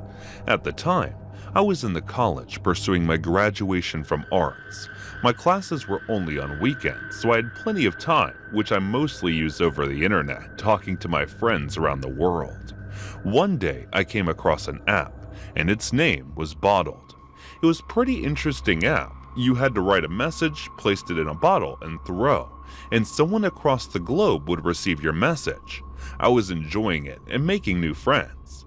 That was when I met a guy named Daniel. We started chatting. He was a pretty friendly and interesting guy. I became friends with Daniel, and we started chatting on a regular basis. After some time, we shared WhatsApp numbers and started talking there. One day, all of a sudden, he asked me, "How would you feel if someone pulls your hair by force?" I was shocked by the question, but replied calmly, "I would hate it. I would want to punch that person in the nose." He sent some laughing emoji in the reply. His next message was, "I really like you. Can I tell you a secret about me?" I replied, "Sure, you can." I love watching people in pain. I was confused and shocked by his message. I asked him what he meant by that, when he told me that he fantasizes about torturing people he hates with various methods. I did not reply to his messages, but he still continued. He told me about his fantasies, about how he wanted to beat up a boy he hated from college. He then told me how he sometimes even wants to murder people. After sharing me dozens of long texts, he asked me if it's right for him to fantasize such things. I thought maybe he's just lost and angry with the people who hurt him. So I tried to persuade him by explaining to him that no matter how angry you are, you should never harm another living being. And it's wrong to hurt others even if they wronged you. There was no reply for a few minutes. Then his reply came. "Okay, I understand. I would try not to think about these things." I replied with a smiling emoji, and then we started talking normally. After a few days, when I came back from the classes and I opened my phone, I saw Daniel had messaged. He had shared me a picture. I downloaded the picture, and it was of a boy who was brutally beaten. His eyes were dark and bloody. There was punching marks all over his body, and blood was dripping from his lips. I threw my phone on the bed. I stood there frozen for a second, and then went back to check my phone again. There was a message from Daniel. It said, "How is it? He is the boy who bullies me. I hate him." I asked him why he did that after I told him not to. He replied that it wasn't his fault and the boy started it by pushing him. He was going into the bathroom when the boy pushed him and cussed him. Daniel lost his cool and kicked him from behind, and then grabbed the broom from the corner and started hitting him. After that, he punched him continuously in his face until the boy passed out, and then he left the bathroom. He was telling me as if he enjoyed doing that. So I asked him to confirm. How did it feel putting someone through that? You know it's wrong. He replied, I know that it's wrong, but trust me, it felt pretty damn good beating his sorry ass up. I did not know what to say. After a while, his message came. I'm sorry, I know it's wrong. I will never do it to another person. It's just that I hate him so much. I asked him why he sent me the picture, and he replied, I love you, and I want to share my everything with you. I did not say anything in response to that text except okay. I did not talk to him for the next few days, but he kept messaging me every day. I saw the last message through the notification, which said that I should not ignore him or I will regret later. The next day, he sent me a video. I wasn't going to, but I opened it out of curiosity. I downloaded and played the video. There was a girl sitting on a chair. She was wearing a blindfold. The room was dark. The only light was above the girl's head focused on her. After a few seconds, a boy came from behind. He was wearing a mask. He removed her clothes one by one, leaving her only in her undergarments, and tied her hand behind the chair. The girl giggled, and then the boy started kissing her, through the chest to her neck. She started moaning. I thought he had shared me a porn. I was about to close the video, when the boy suddenly grabbed a pot from behind and poured hot melting wax over the girl's head. She started screaming and died instantly. It freaked me out, and I immediately closed the video. There was a message below the video which said, I imagined it was you. I instantly blocked him and started panicking. He was right. I was regretting it. I was regretting ever talking to him. I thought of reporting it, but I had no idea how. There was another friend of mine from the same country, so I texted her asking if she would help me report a crime. She agreed. I shared all the screenshots along with the video to her. The next day, she told me that she had reported the crime anonymously because she did not want to get further involved in this. After a few days, she shared me a news clip which said Daniel was arrested for the crimes of murder and assault of multiple victims. I uninstalled Bottled app from my device and stopped making more friends.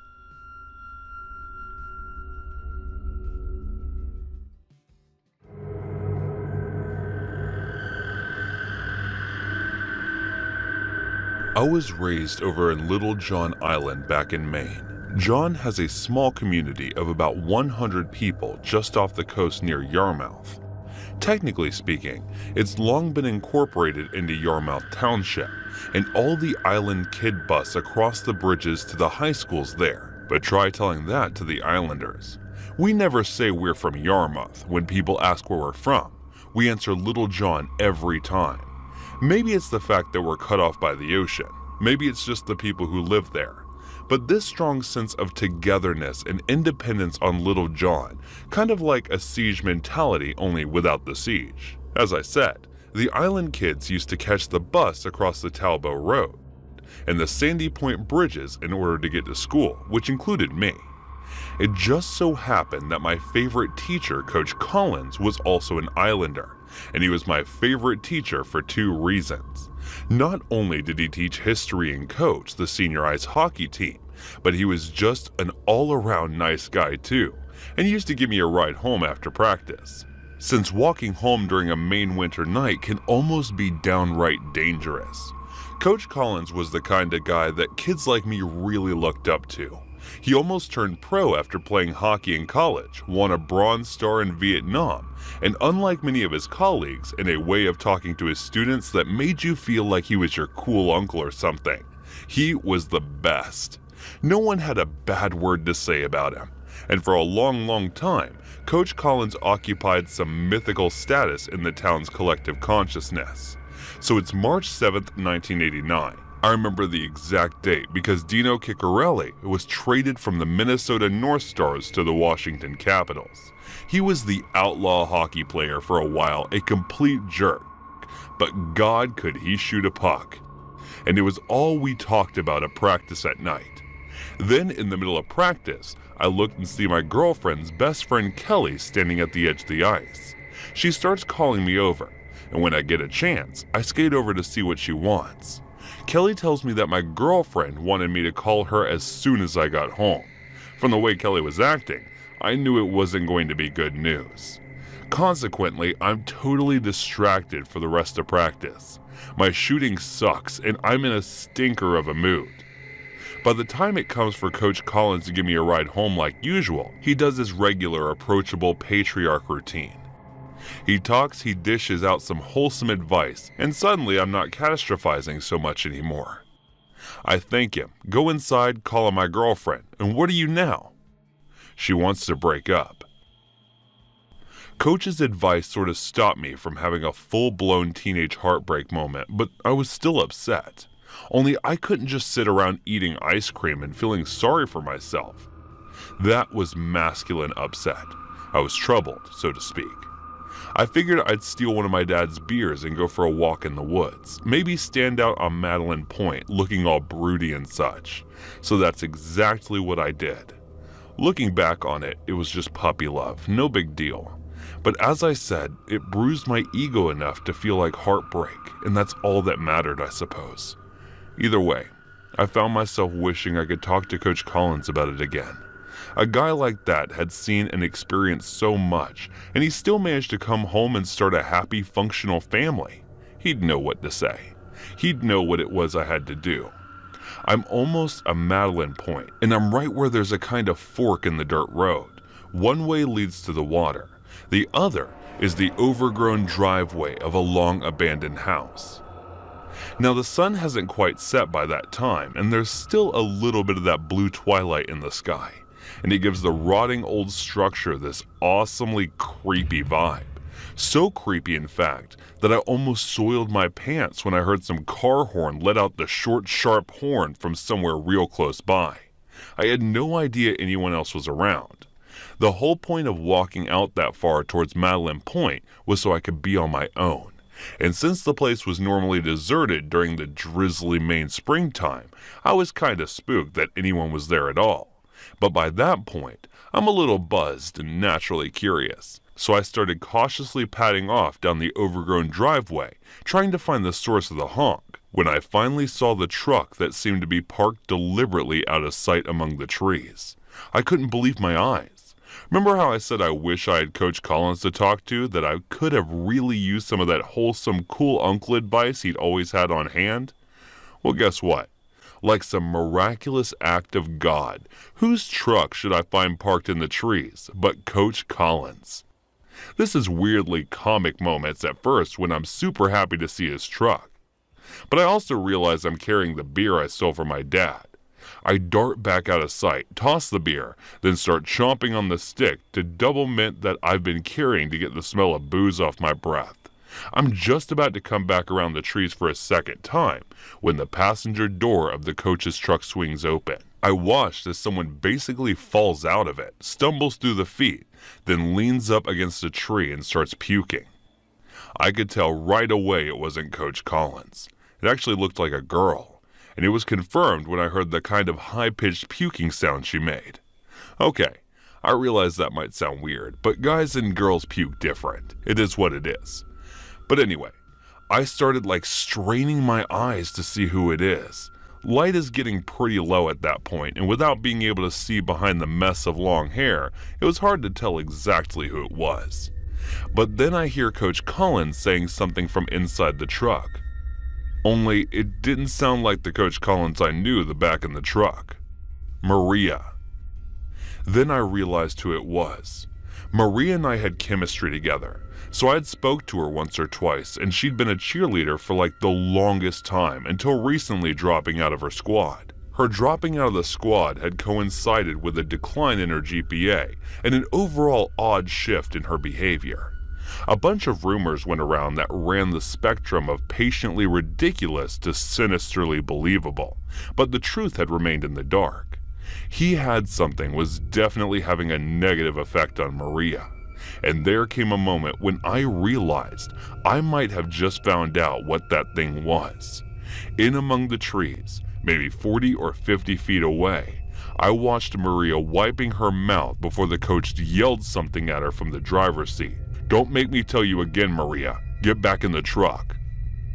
Maria seemed to be fighting back tears, like getting back in the truck was the last thing on earth she wanted to do. Then I literally can't believe what I'm seeing as she turns, tug on her jeans a little that buttons and close. I'm glad I don't have to explain the connotation of that because even after all these years later, the idea still makes my skin crawl. Only as Maria turns, I must have been leaning too far out from the tree I'm using for cover because there's this one horrible moment where we both just lock eyes for a second. I assume I'm busted, so I start edging away before breaking into a run back toward Cousin Street. As I'm running, I keep expecting to hear the truck revving its engine, either to follow me or take off to avoid being seen again. But nothing happens. I just run and run and run until I reach the Talbot Road bridge that led back to Little John and home. Once I was home and had calmed down a bit, I started to wonder why I ran in the first place. I know it sounds horrible. In retrospect, the way Coach was talking to Maria should have told me everything I needed to know. There was a lack of empathy that she was vomiting, not to mention the question why she was vomiting in the first place. But I was young, scared, and embarrassingly drunk off of one beer, so I tried to rationalize. I didn't even really see Coach Collins, and it's possible that someone else in the area owned a truck the same model as his. Sure, the voice sounded like him, but that didn't mean it was. Besides, if something shady was going on, surely Maria would have told me since she'd seen me and all. But thinking of it, had she seen me? Maybe I just imagined she had. And if they were doing something awful, why not speed off or give chase? There was a lot that I could interpret as being totally harmless, but there was a disturbing amount that indicated that what I had seen was something very, very wrong. But then, what was had to be do about it? Accuse Coach Collins, the small-town war hero, a father, a husband, the best hockey coach in the Northeast, of being a freaking predator? That was unthinkable to me. What if I accused him and there was a perfectly reasonable explanation? I'd be a pariah. I wouldn't be able to show my face around town, let alone at hockey practice. The same hockey practice I love had and he coached? I'm sorry to ramble. I just need you to understand my mindset about it and why I kept so quiet about the whole thing for like a straight week. I know it was the wrong play. And to everyone reading this, especially to Maria, and sorry, you just have to understand. I figure if anything was going to go down, it'd be the next day at school. Maybe Maria would confront me about spying on her or something. I had no idea. Everything was still so unclear at the time, hence my hesitancy to act on it. But nothing happened. No one said anything. Coach Collins passed me in the hallway and just said morning like he normally did. I tried to act normal about it. I tried to push it all way in the back of my mind, but I've never been very good at hiding the way I feel. I know people noticed the change in my attitude. Mother weekend, my mom was asking why I was being so quiet. I told her I was just tired, but I guess it's because it's the only thing I wanted to talk about was off limits. I especially couldn't act the same around Coach Collins, and it was only when I went to check out his truck after school that I got any sense of reassurance. I noticed that there was this big support our troops sticker on his back bumper, something I didn't remember seeing on the trunk in the woods that day. But as much as I tried to ignore it, the fact remains that I simply may not have noticed it at the time, because understandably I was very much distracted by other events. But still, I kept my mouth shut, and actually took a few more days before I actually did anything about it. The day I broke was exactly a week after the event for 7 nights straight. All I thought about before I drifted off into an uneasy sleep was the possibility of Coach Collins being the voice in the truck, of how if he was doing something seriously evil to Maria right under the noses of everyone in town, then I had to do something about it. I wouldn't be able to live with myself otherwise. So I decided to approach Maria. I couldn't just ask who she was with promise to keep my mouth shut and live with the consequences. I didn't have to drop Coach Collins' name, and I could just gauge her reaction to the question. And when I looked at it like that, it seemed all easy and simple. I mean, she told me if she needed help, right? And that's what I did. I came up with Maria after chemistry one afternoon, asked if I could talk to her in private, apologized for what I was about to ask, then just hit her with it. Who were you with near the power station last week? The way she looked at me at first made me think she was about to just deny it. This mocking and crazy kind of look. I cut her off with, I know as you I saw you. And you saw me too. I just need to know who you were with. After that, all her bluster just melted away, and the confident ex-cheerleader began to look like a scared little girl. No one, she said, and just walked off towards lockers. I tried one more time to talk to her about it, but as she walked past me in the school parking lot, all she had to say to me was, leave me alone. That was the crushing moment that I realized that my worst fears had come true. And then nothing about little John could ever be the same for me ever again. The trouble was, I was at something of an impasse. Even if I did tell the cops about the coach, she'd have to actually want to talk to someone about it. Otherwise, all I had was a baseless accusation that might ruin my life completely. If I was going to do anything, it needed to be well planned and delicately executed. But just what that was, I had no idea at the time. And the week since I saw Murray in the woods, I had skipped hockey practice twice. And the times I showed up, I ducked Coach Collins when he asked me about my usual ride home. But that evening, when I fumbled for some excuse about going over to a friend's house to study, he said something that made my stomach tie itself into a knot. Get in the truck. The tone was almost the exact same as he had been in the woods previously. If there was any doubt still left in my mind, there wasn't after that. Part of me wanted to just get in the truck and go back to pretending like I hadn't seen anything. Or if I did, it was all perfectly explainable. But the other part of me, the rational part, told me that getting in Coach Collins' truck was a very, very bad idea. I told him no.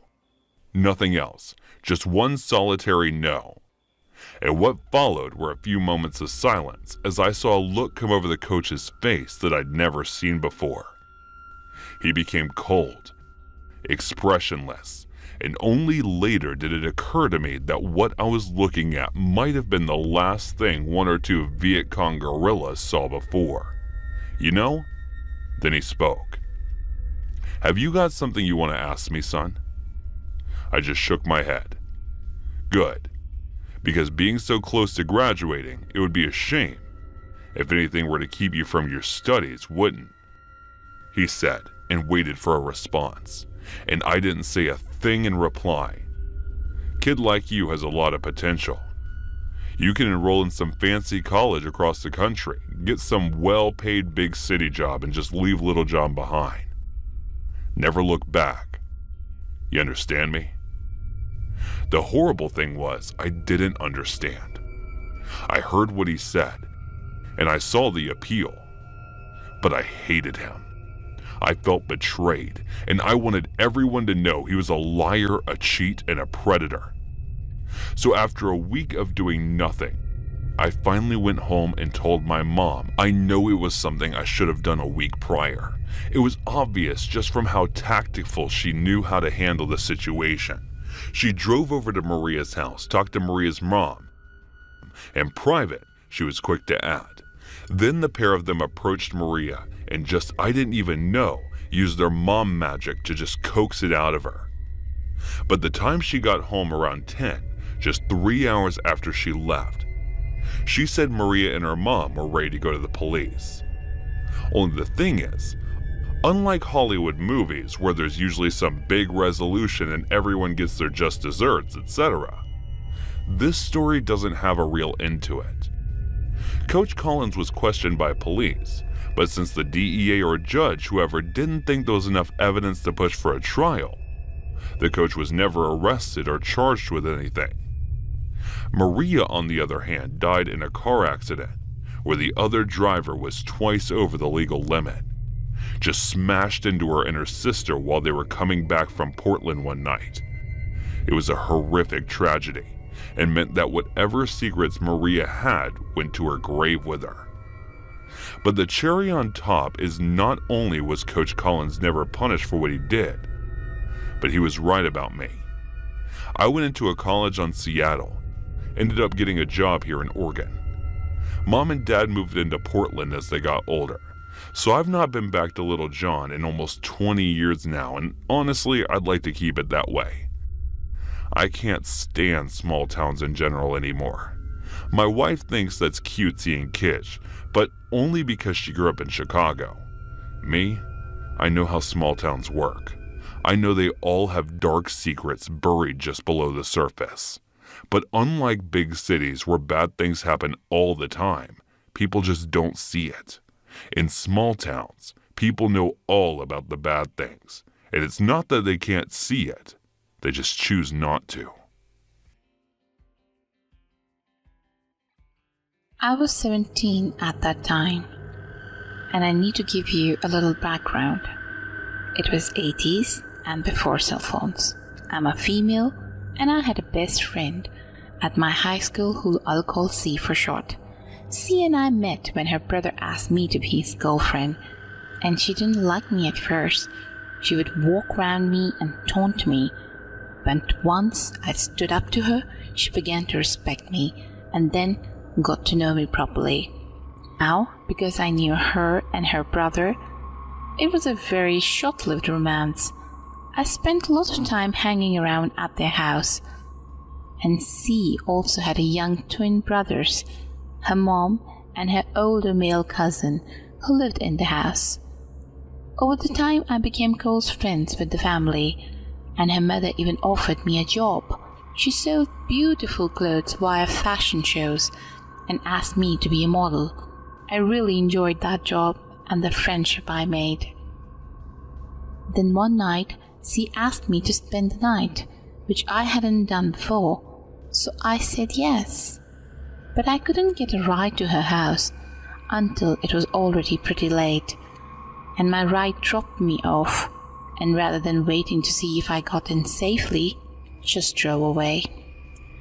Walking up to the house, it was completely dark and quiet, and when I knocked, no one came to the door.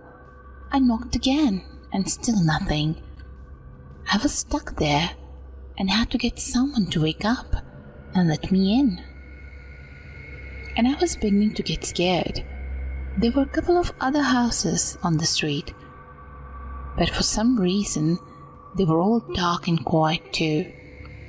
I walked about a quarter of a mile down the dark, deserted street to a payphone, and I dialed C's number.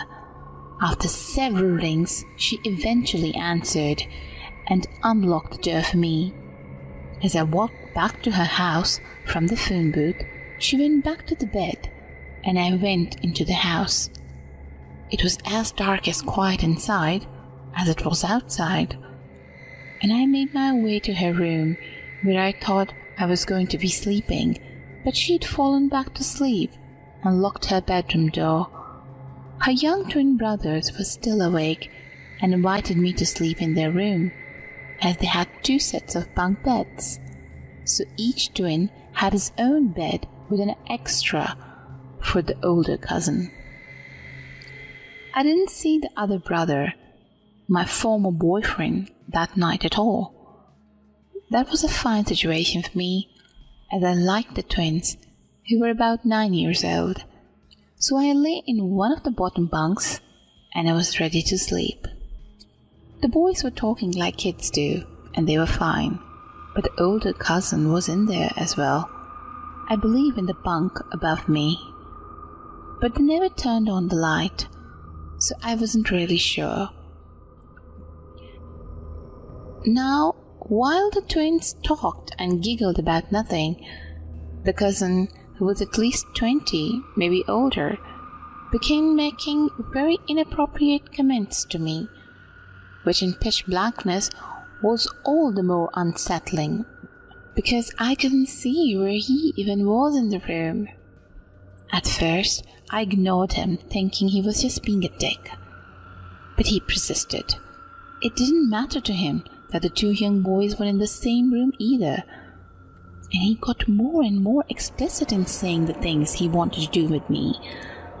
I was really creeped out by this point, but I still didn't think he would actually do anything. I kept asking him to stop talking to me like that, but he wouldn't.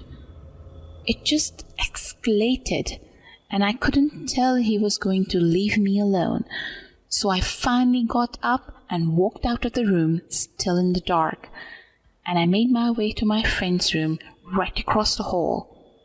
I knocked and knocked on her bedroom door. When she didn't make a sound, I could see that C was a very deep sleeper, and her door was still locked.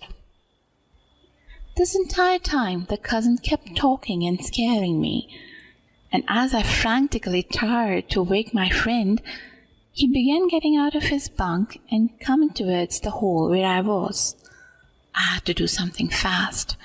For some reason, C's mom wasn't home that night.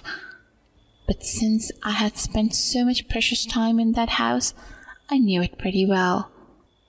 I knew that there was a den right there, next to the room that I had been in with the boys, and I knew that den door was locked. Just as the cousin reached me in the hallway, I screamed a little, ran into the den and slammed the door in his face, immediately turning the lock all in one motion. That room was even darker, so the first thing I wanted to do was to turn on the light, but I couldn't find one anywhere. I searched for the light because I wanted to push something else in front of the door, knowing that the little door lock was not a strong one. But I couldn't find light anywhere, and within about 2 minutes, I could hear the cousin fiddling with the locks. He got it open so fast, he might as well have used a key. So now he had me where he wanted me, and he quickly closed and relocked the door. We were now completely alone in the dark room, with nowhere around to stop him. The twins had stayed in their beds throughout, and there was nothing they could have done anyway. This guy then very quickly grabbed me towards him, putting one hand over my mouth and nose so I could neither scream nor breathe very well. His other hand went right between my legs, and he was touching me in my most private place, as I was at his mercy and barely breathing. He quietly said things in my ears as I struggled to breathe and somehow defend myself. He was behind me, and his arms were wrapped around mine in such a way that I couldn't use them. I'd been in a similar situation with a man in my not-so-distant past, so this time I was angry. I did not want to do this to happen to me again. He went on for a few minutes, which seemed like an eternity, and just when I thought I'd run out of hope, miraculously, there was a knock on the door of the den. It was my friend C. She hadn't woken up when I was pounding on her bedroom door, but some kind of divine interventions had somehow caused her to wake up now. "What's going on in there?" she asked. The man tightened his grip on my mouth and nose so they couldn't make a sound. And he said to her, "We're okay, we're okay." And here I tried all my might to at least make some kind of sound. But since I couldn't get a breath in, I couldn't manage it. I will forever be eternally grateful for my friend C at that moment. as she didn't just go back to the bed thinking I was messing around with her cousin. Instead, she said that she wanted to hear me say I was okay, and that's when the cousin knew he had lost and let go of me. I immediately screamed, "Help me!" and I ran into her bedroom with her falling behind me. She then closed and locked the bedroom door. I was gasping for air, crying and trying to tell her everything that had happened. She had trouble calming me down as I was still terrified, and I told her that he could pick her lock if he wanted to and would come in and get me. She promised that she wouldn't let that happen, and much later I was somehow able to fall asleep. In the morning, I woke up instantly, afraid of remembering what had happened the night before, and C wasn't in the room with me. I panicked for a moment, thinking the cousin was still somewhere in the house, but after a moment, I had my friend talking with her mom, who had arrived back home. I joined them at the table and learned that C had already filled her mom in on everything. Her mom told me she was sorry about what had happened, and that morning she had already thrown the cousin out of the house, and that he would never be allowed to come back. At that moment, I had been certain I was going to report it, as I hadn't reported my previous assault, because I felt like it had somewhat been my fault, and I didn't want anyone to find out about it. I was still struggling with the decision, but this time I was angry, and I did not deserve to have that happen to me. These people had felt like my second family for a while, and that mom was my boss at the job I enjoyed very much. I didn't want to hurt them, and I certainly didn't want to jeopardize my relationship with the mom and my job. The most important thing was, though, is this time. I knew none of it had been my fault, and I knew my worth. I realized that no matter what a woman does, nothing gave a man the right to force himself upon her. And I had gained quite a bit of strength through this experience. So the point was not whether I'd reported the incident or not. I'm going to leave that part up to you, the reader, to decide. To all women, even men, that I recommend carrying a pepper spray in a stun gun, as I do now. I won't get into discussion about guns, but you can still stop an attacker, even a dog or a bear, even from a distance of up to 4 yards with a pepper spray, and up close you can disable them with a stun gun and get away safely without killing anyone. My wish for everyone listening this is to please stay safe and be aware of your surroundings. During high school, our friend group was the most popular one. There were 6 members: me, Sophia, Chloe, Ella, Oliver, and James. At first, it was just me, Sophia, Chloe, and Ella, but then Chloe started to date James, so James and his best friend Oliver tagged along in our group as well. James and Chloe were the ideal couple in our class. They used to sit together, eat together, go everywhere together, and they even used to be absent on the same day. We were annoyed by these lovebirds. But one day, all of a sudden, James stopped coming to school. Chloe told us that he didn't inform her about this either. We went to ask teachers, and they told us that his parents found a note which said that he wanted to take a break from everything and will be back within a month. Chloe was heartbroken because she loved James. She started to stay silent, mostly lost in her own thought. We tried multiple attempts to cheer her up, but it was of no use. Gradually, she started distancing herself from us. Still, Oliver and I used to try of having at least small talk with her, but she managed to completely cut herself from the group. Days went by, and we started to notice changes in Chloe's behavior. For example, suddenly she would look panicked and start sweating, or she would sleep during the class and suddenly wake up as if she had just had a nightmare. We started to grow worried, so we asked her. Olivia approached her first, saying, "Hey Chloe, can we talk to you for a minute?" She nodded, and I said, "Listen, we are worried about you, and if anything is bothering you, you know you can talk to us, right?" She looked at us and said, while faking a smile, "Yes, of course, and no, don't worry, I'm all right." She left after saying that. We could tell that something was wrong with her. We just did not know what and how to help her. After a few days, when we were leaving after school, a girl named Kara fell from the top floor of our school building.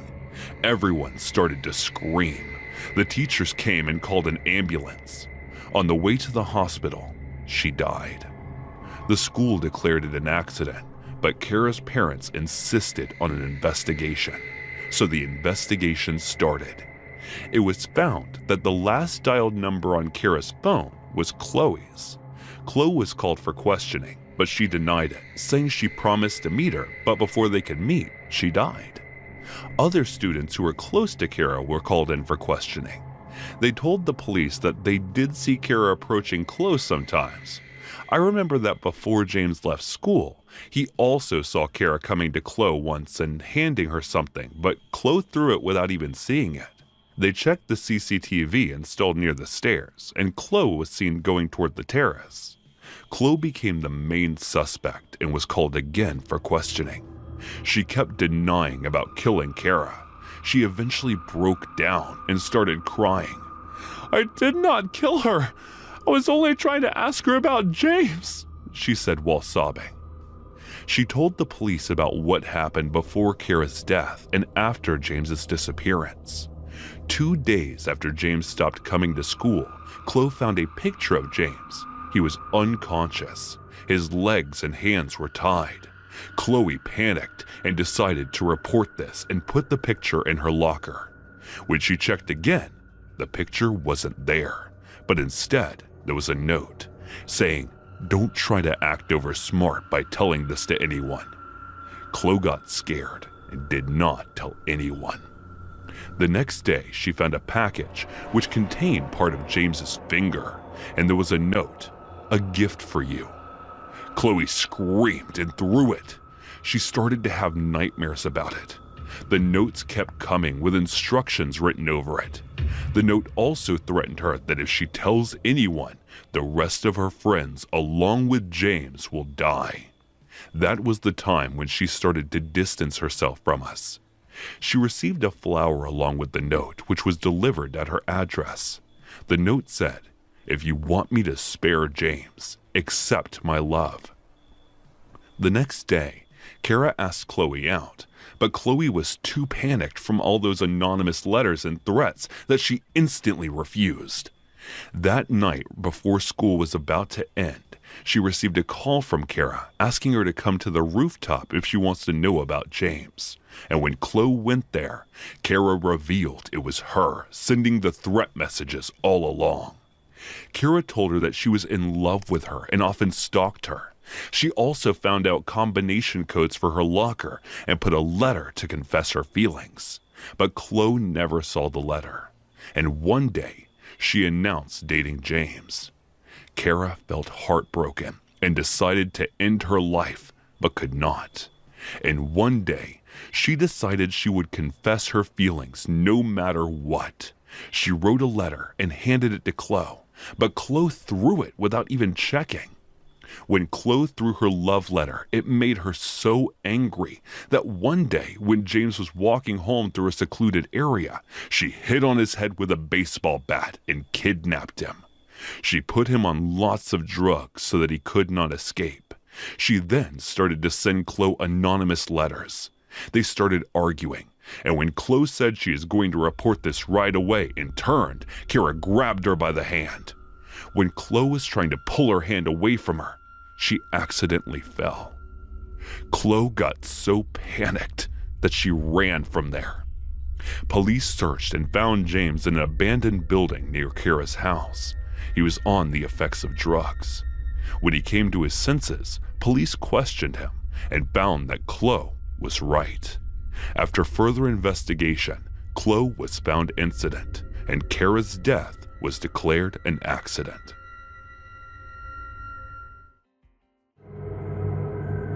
Let me tell you that I am a prisoner and I am in jail.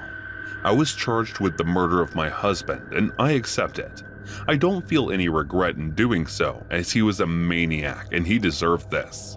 I killed him with my own hands, and after that, I surrendered to the cops. Most of you were thinking why I killed him. Just listen to my story from the start and you will know this. I was married to a couple of heavy alcoholic business freaks who was habitual to drinking. Since he was my father's business partner, there was no point in my choice and my own decisions. Just after my graduation, I got the bad news that he had selected a boy, and after 3 months, I was married to that freak. He was a complete monster in bed, and I knew this on my first day after marriage. He made me scream and cry with pain just to fulfill his satisfaction. I begged him, but he tortured me mercilessly. I could think of nothing but only how someone could do this to her own wife. After that day, I was abused again and again, to my breaking point by my own husband. I couldn't bear his torture any, and just after 4 months of getting married, we got apart. I applied for a divorce, but he didn't sign it. It was not a big deal for me, as I had decided not to return to him ever again. Soon, after being apart, I got to know that I was having his child in my belly. I was pregnant, but being a mother, I knew that it was not his or her fault, so I decided to give birth to him and live with him happily. After 9 months, I gave birth to a beautiful and cute baby girl. I knew that if he would know about this, there was no way he was going to accept her as his child, but neither was I going to tell him. We have divorced already, at least from my side, and that was enough for me. I raised my baby to be a nice young girl, and everything was good until she turned 16. In all these years, I had never heard about him, and neither did I want to. But that was my biggest mistake, to think that he had left me alone. It was winter, and it was too cold outside, so everyone used to go to bed early, and our house was not connected to any of our neighbors. One day, he returned to me again, but this time as a totally different person. I was fooled by his words and fell into his trap. I accepted him by giving him mercy, but on the same day, he showed his true colors. He returned home like before in a completely drunk condition. I couldn't let him see my daughter in this condition, so I asked my daughter to go into her room. But he was a maniac and alcoholic. He came to me and started beating me and abusing me. I was crying and screaming for help, but there was no one except my daughter. She couldn't see me in that state and ran to protect me, but she was not aware of him, and that was the biggest mistake she made. She tried to stop her, but he kicked her so hard that she fell into a corner and couldn't get up, but screamed in pain.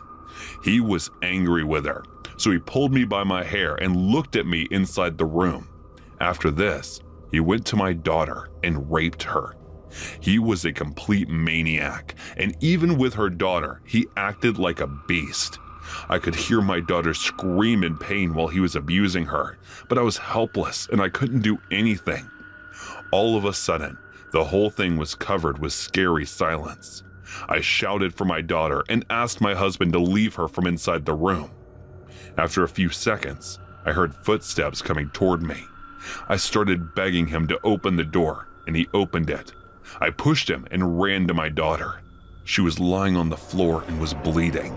She was covered with scratches and brushes all over her body and was lying on the floor completely nude. It was his doing. The beast even didn't leave her daughter. I shook her again and again and shouted at her to get up, but she wasn't reacting at all. And how could she when she was already dead? She couldn't bear his torture, and it was all due to him. I looked at him with killer intention, and he shouted at me and asked me to bring a chilled drink for him from the refrigerator. I didn't say a word to him. I stood up, went to the refrigerator, and took out a bottle of red wine. He was sitting on the sofa facing me. The wine bottle was chilled and was making my hands numb. The drink inside was frozen, rock hard. I raised the bottle and hit my husband on the head several times until I could see him all covered in blood. I killed him with my own hands and then laughed out loud, but the tears won't stop bursting out of my eyes. I went to my daughter's body and I told her that I was responsible for her death, and I was the one who gave him another chance. I should have killed him when he was doing such things with me, but I left her and let him kill my daughter. After sitting for about an hour, I called the cops and asked them to come to my house. When they arrived, they found 2 dead bodies, and I was sitting there. They asked me, and I told them everything. They felt pity for me, but I had killed my husband.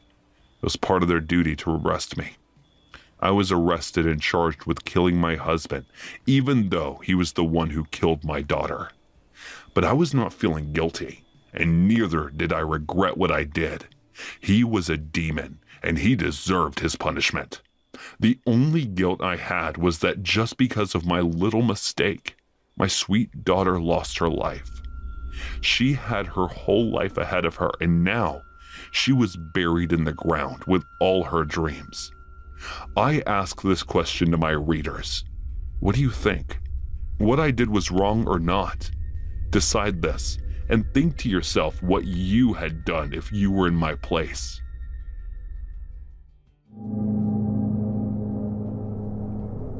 On July 28, 1977, Travis Victor Alexander was born in Riverside, California, the son of Gary and Pamela Alexander. Travis's early years were marred by tragedy. At age 11, an unstable and ultimately toxic home life meant that Travis would be forced to go and live with his paternal grandparents. And after his father's tragic death in mid-1997, he was followed by his 7 brothers and sisters. Despite his rough upbringing, Travis performed rather well in school, attending college and eventually getting a job with a company known as Prepaid Legal Services as a salesman, and later as the company's motivational speaker, a position that paid considerably better. As part of his job at PPL, Travis would often attend conferences that took place in Las Vegas, plying his trade as a motivational speaker in front of audiences of hundreds. During one such conference in September of 2006, there was one particular woman in the audience who was enraptured by Travis's charisma and his talent for public speaking. She approached him afterwards, introducing herself and striking up a conversation that would spark off a long-term friendship. This woman's name was Jodi Arias. Jodi Ann Arias was born on July 9, 1980, in Salinas, California, to a mother of European ancestry and a father of Mexican ancestry. After she met Travis at the PPL conference, the pair grew increasingly close, which led to Jodi converting to Mormonism just 2 months later, actually being baptized by Travis himself at a ceremony that took place in Southern California. Despite the distance between them, the pair then began dating a few months later, and Jodi even took the steps to move to Mesa and then Wairika, California, living in her grandparents' place so she could be closer to Travis.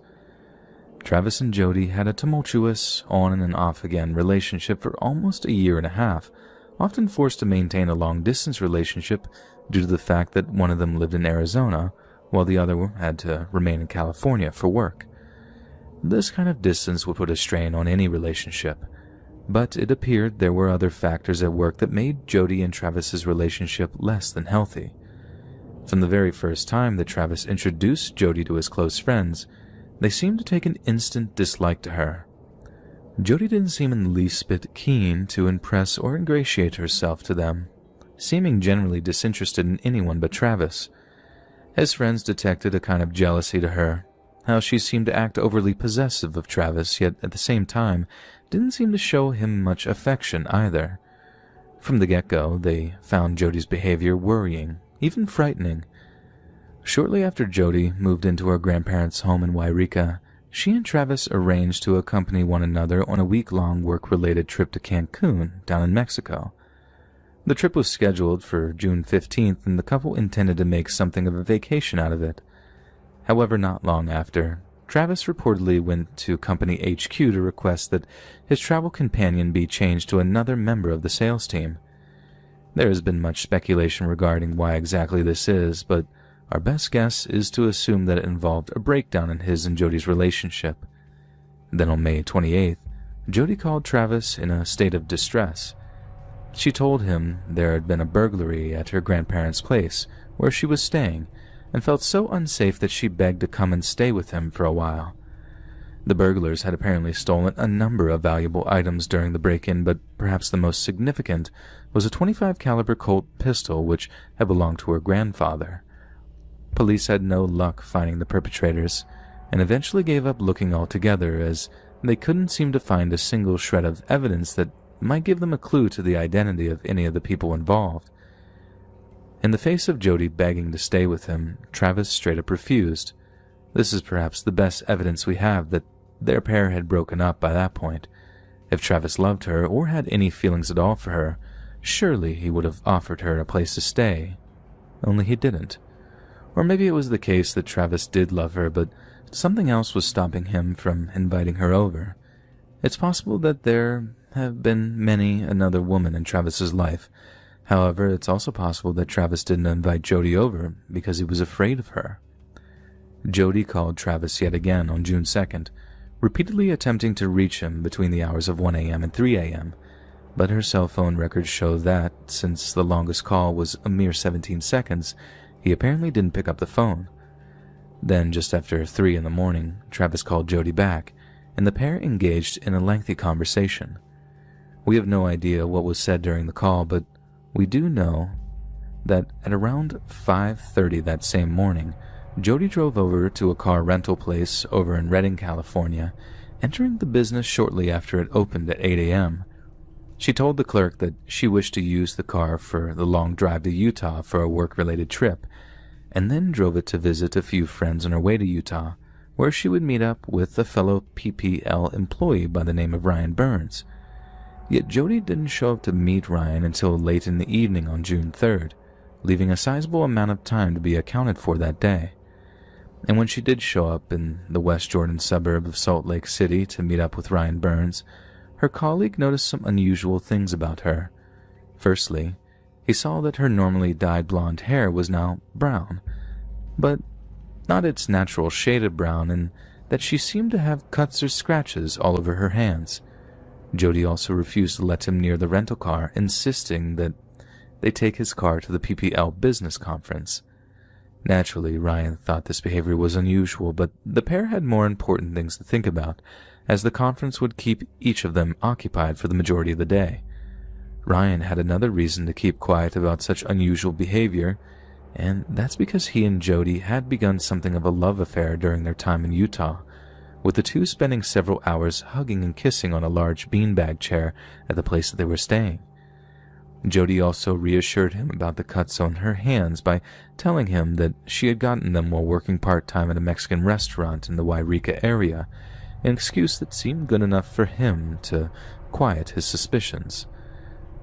Once their business was adjourned, Jody departed from Salt Lake City on June the 6th, driving back westward towards California. Her cell phone records showed that she attempted to call Travis several times, leaving a handful of voicemails, yet she apparently also found a way to access this voicemail system. Why exactly she chose to do so is still a matter of conjecture, but we can all agree that it constitutes some rather unusual behavior. When she returned the rental car to the outlet in Redding, the clerk began to inspect the interior as a matter of routine. It is then that he too noticed something unusual. The vehicle was missing its floor mats on the driver and passenger side. There were also some kind of stains on the upholstery, as if some thick liquid had been spilled and then left to dry. However, since the upholstery was black and the color of said liquid was not visible, no suspicions were raised among the staff at the car rental outlet, and the interior was clean before it could be inspected by anyone of any importance. Meanwhile, a few days prior, Travis's employers had tried to contact him for a conference call, only to have their calls unanswered. The same pattern repeated itself for a few days, with friends and colleagues calling only for Travis to not pick up his phone. By June 9th, as a handful of Travis's friends were beginning to worry amongst themselves regarding his well-being, they agreed to go over to his home to check up on him. They spoke to a few of the other tenants who lived in the same building as Travis did, and found that they had not seen him in a few days. But since he traveled for work frequently, they didn't seem to think that there was anything to worry about. However, one of Travis's neighbors was in possession of a spare key to his apartment, which Travis has entrusted them with on the off chance he should ever lose his keys. The concerned group of friends proceeded to unlock the door to Travis's apartment, calling out his name as they entered. Then one of them froze with a sharp gasp, pointing to a pool of congealed blood that sat in the hallway in Travis's bedroom. In a panic, they began to search the apartment for him, eventually being greeted by the sight of his days-old corpse, which was lying in the bathtub, covered in blood. His friends cried and screamed as they called 911, but they did not attempt to revive him, as it was obvious from the state of his dead body that he had been deceased for a while. During the 911 call that followed the discovery, a police dispatcher asked if Travis had potentially thought about ending his own life, or if his friends knew of anyone who may have been threatening his life. His friends immediately mentioned Jodi Arias, his ex-girlfriend, as a possible suspect in his murder. He said that, in the days prior to his death, Travis had mentioned that Jodi had been stalking him, accusing him of seeing someone else, and seemed to be in some kind of jealous rage. This psychopathic jealousy had led her to begin attempting to access his Facebook account, and even going so far as slashing his car's tires. When investigating police arrived at Travis's home, they commenced an intense search for any evidence or clues as to the identity of his killer. One of the most curious things they discovered was a recently purchased digital camera in the washing machine. Despite a large amount of water damage, police were able to recover the camera's memory card and found on it a number of photographs which someone had apparently attempted to delete. These photographs showed Travis and Jodi in numerous suggestive poses taken on the afternoon of June 4th. The final photograph in the series was taken at 5:39 p.m. that same day and showed Travis alive and well while he was taking a shower. In it, he was smiling playfully, completely naked, a candid depiction of the man's final moments. As another photograph, taken just minutes later, showed Travis bleeding profusely while lying on the bathroom floor. DNA samples were taken from bloody handprints found in the bathroom, which gave police all the evidence they needed to arrest a suspect, as they contained not only Travis's DNA, but Jodi Arias's too.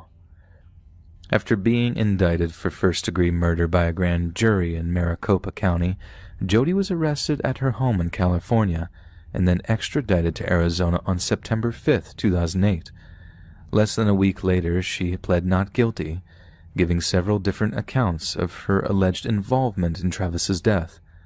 At first, she told investigating police officers that she was nowhere near Arizona on the day her ex-boyfriend was murdered.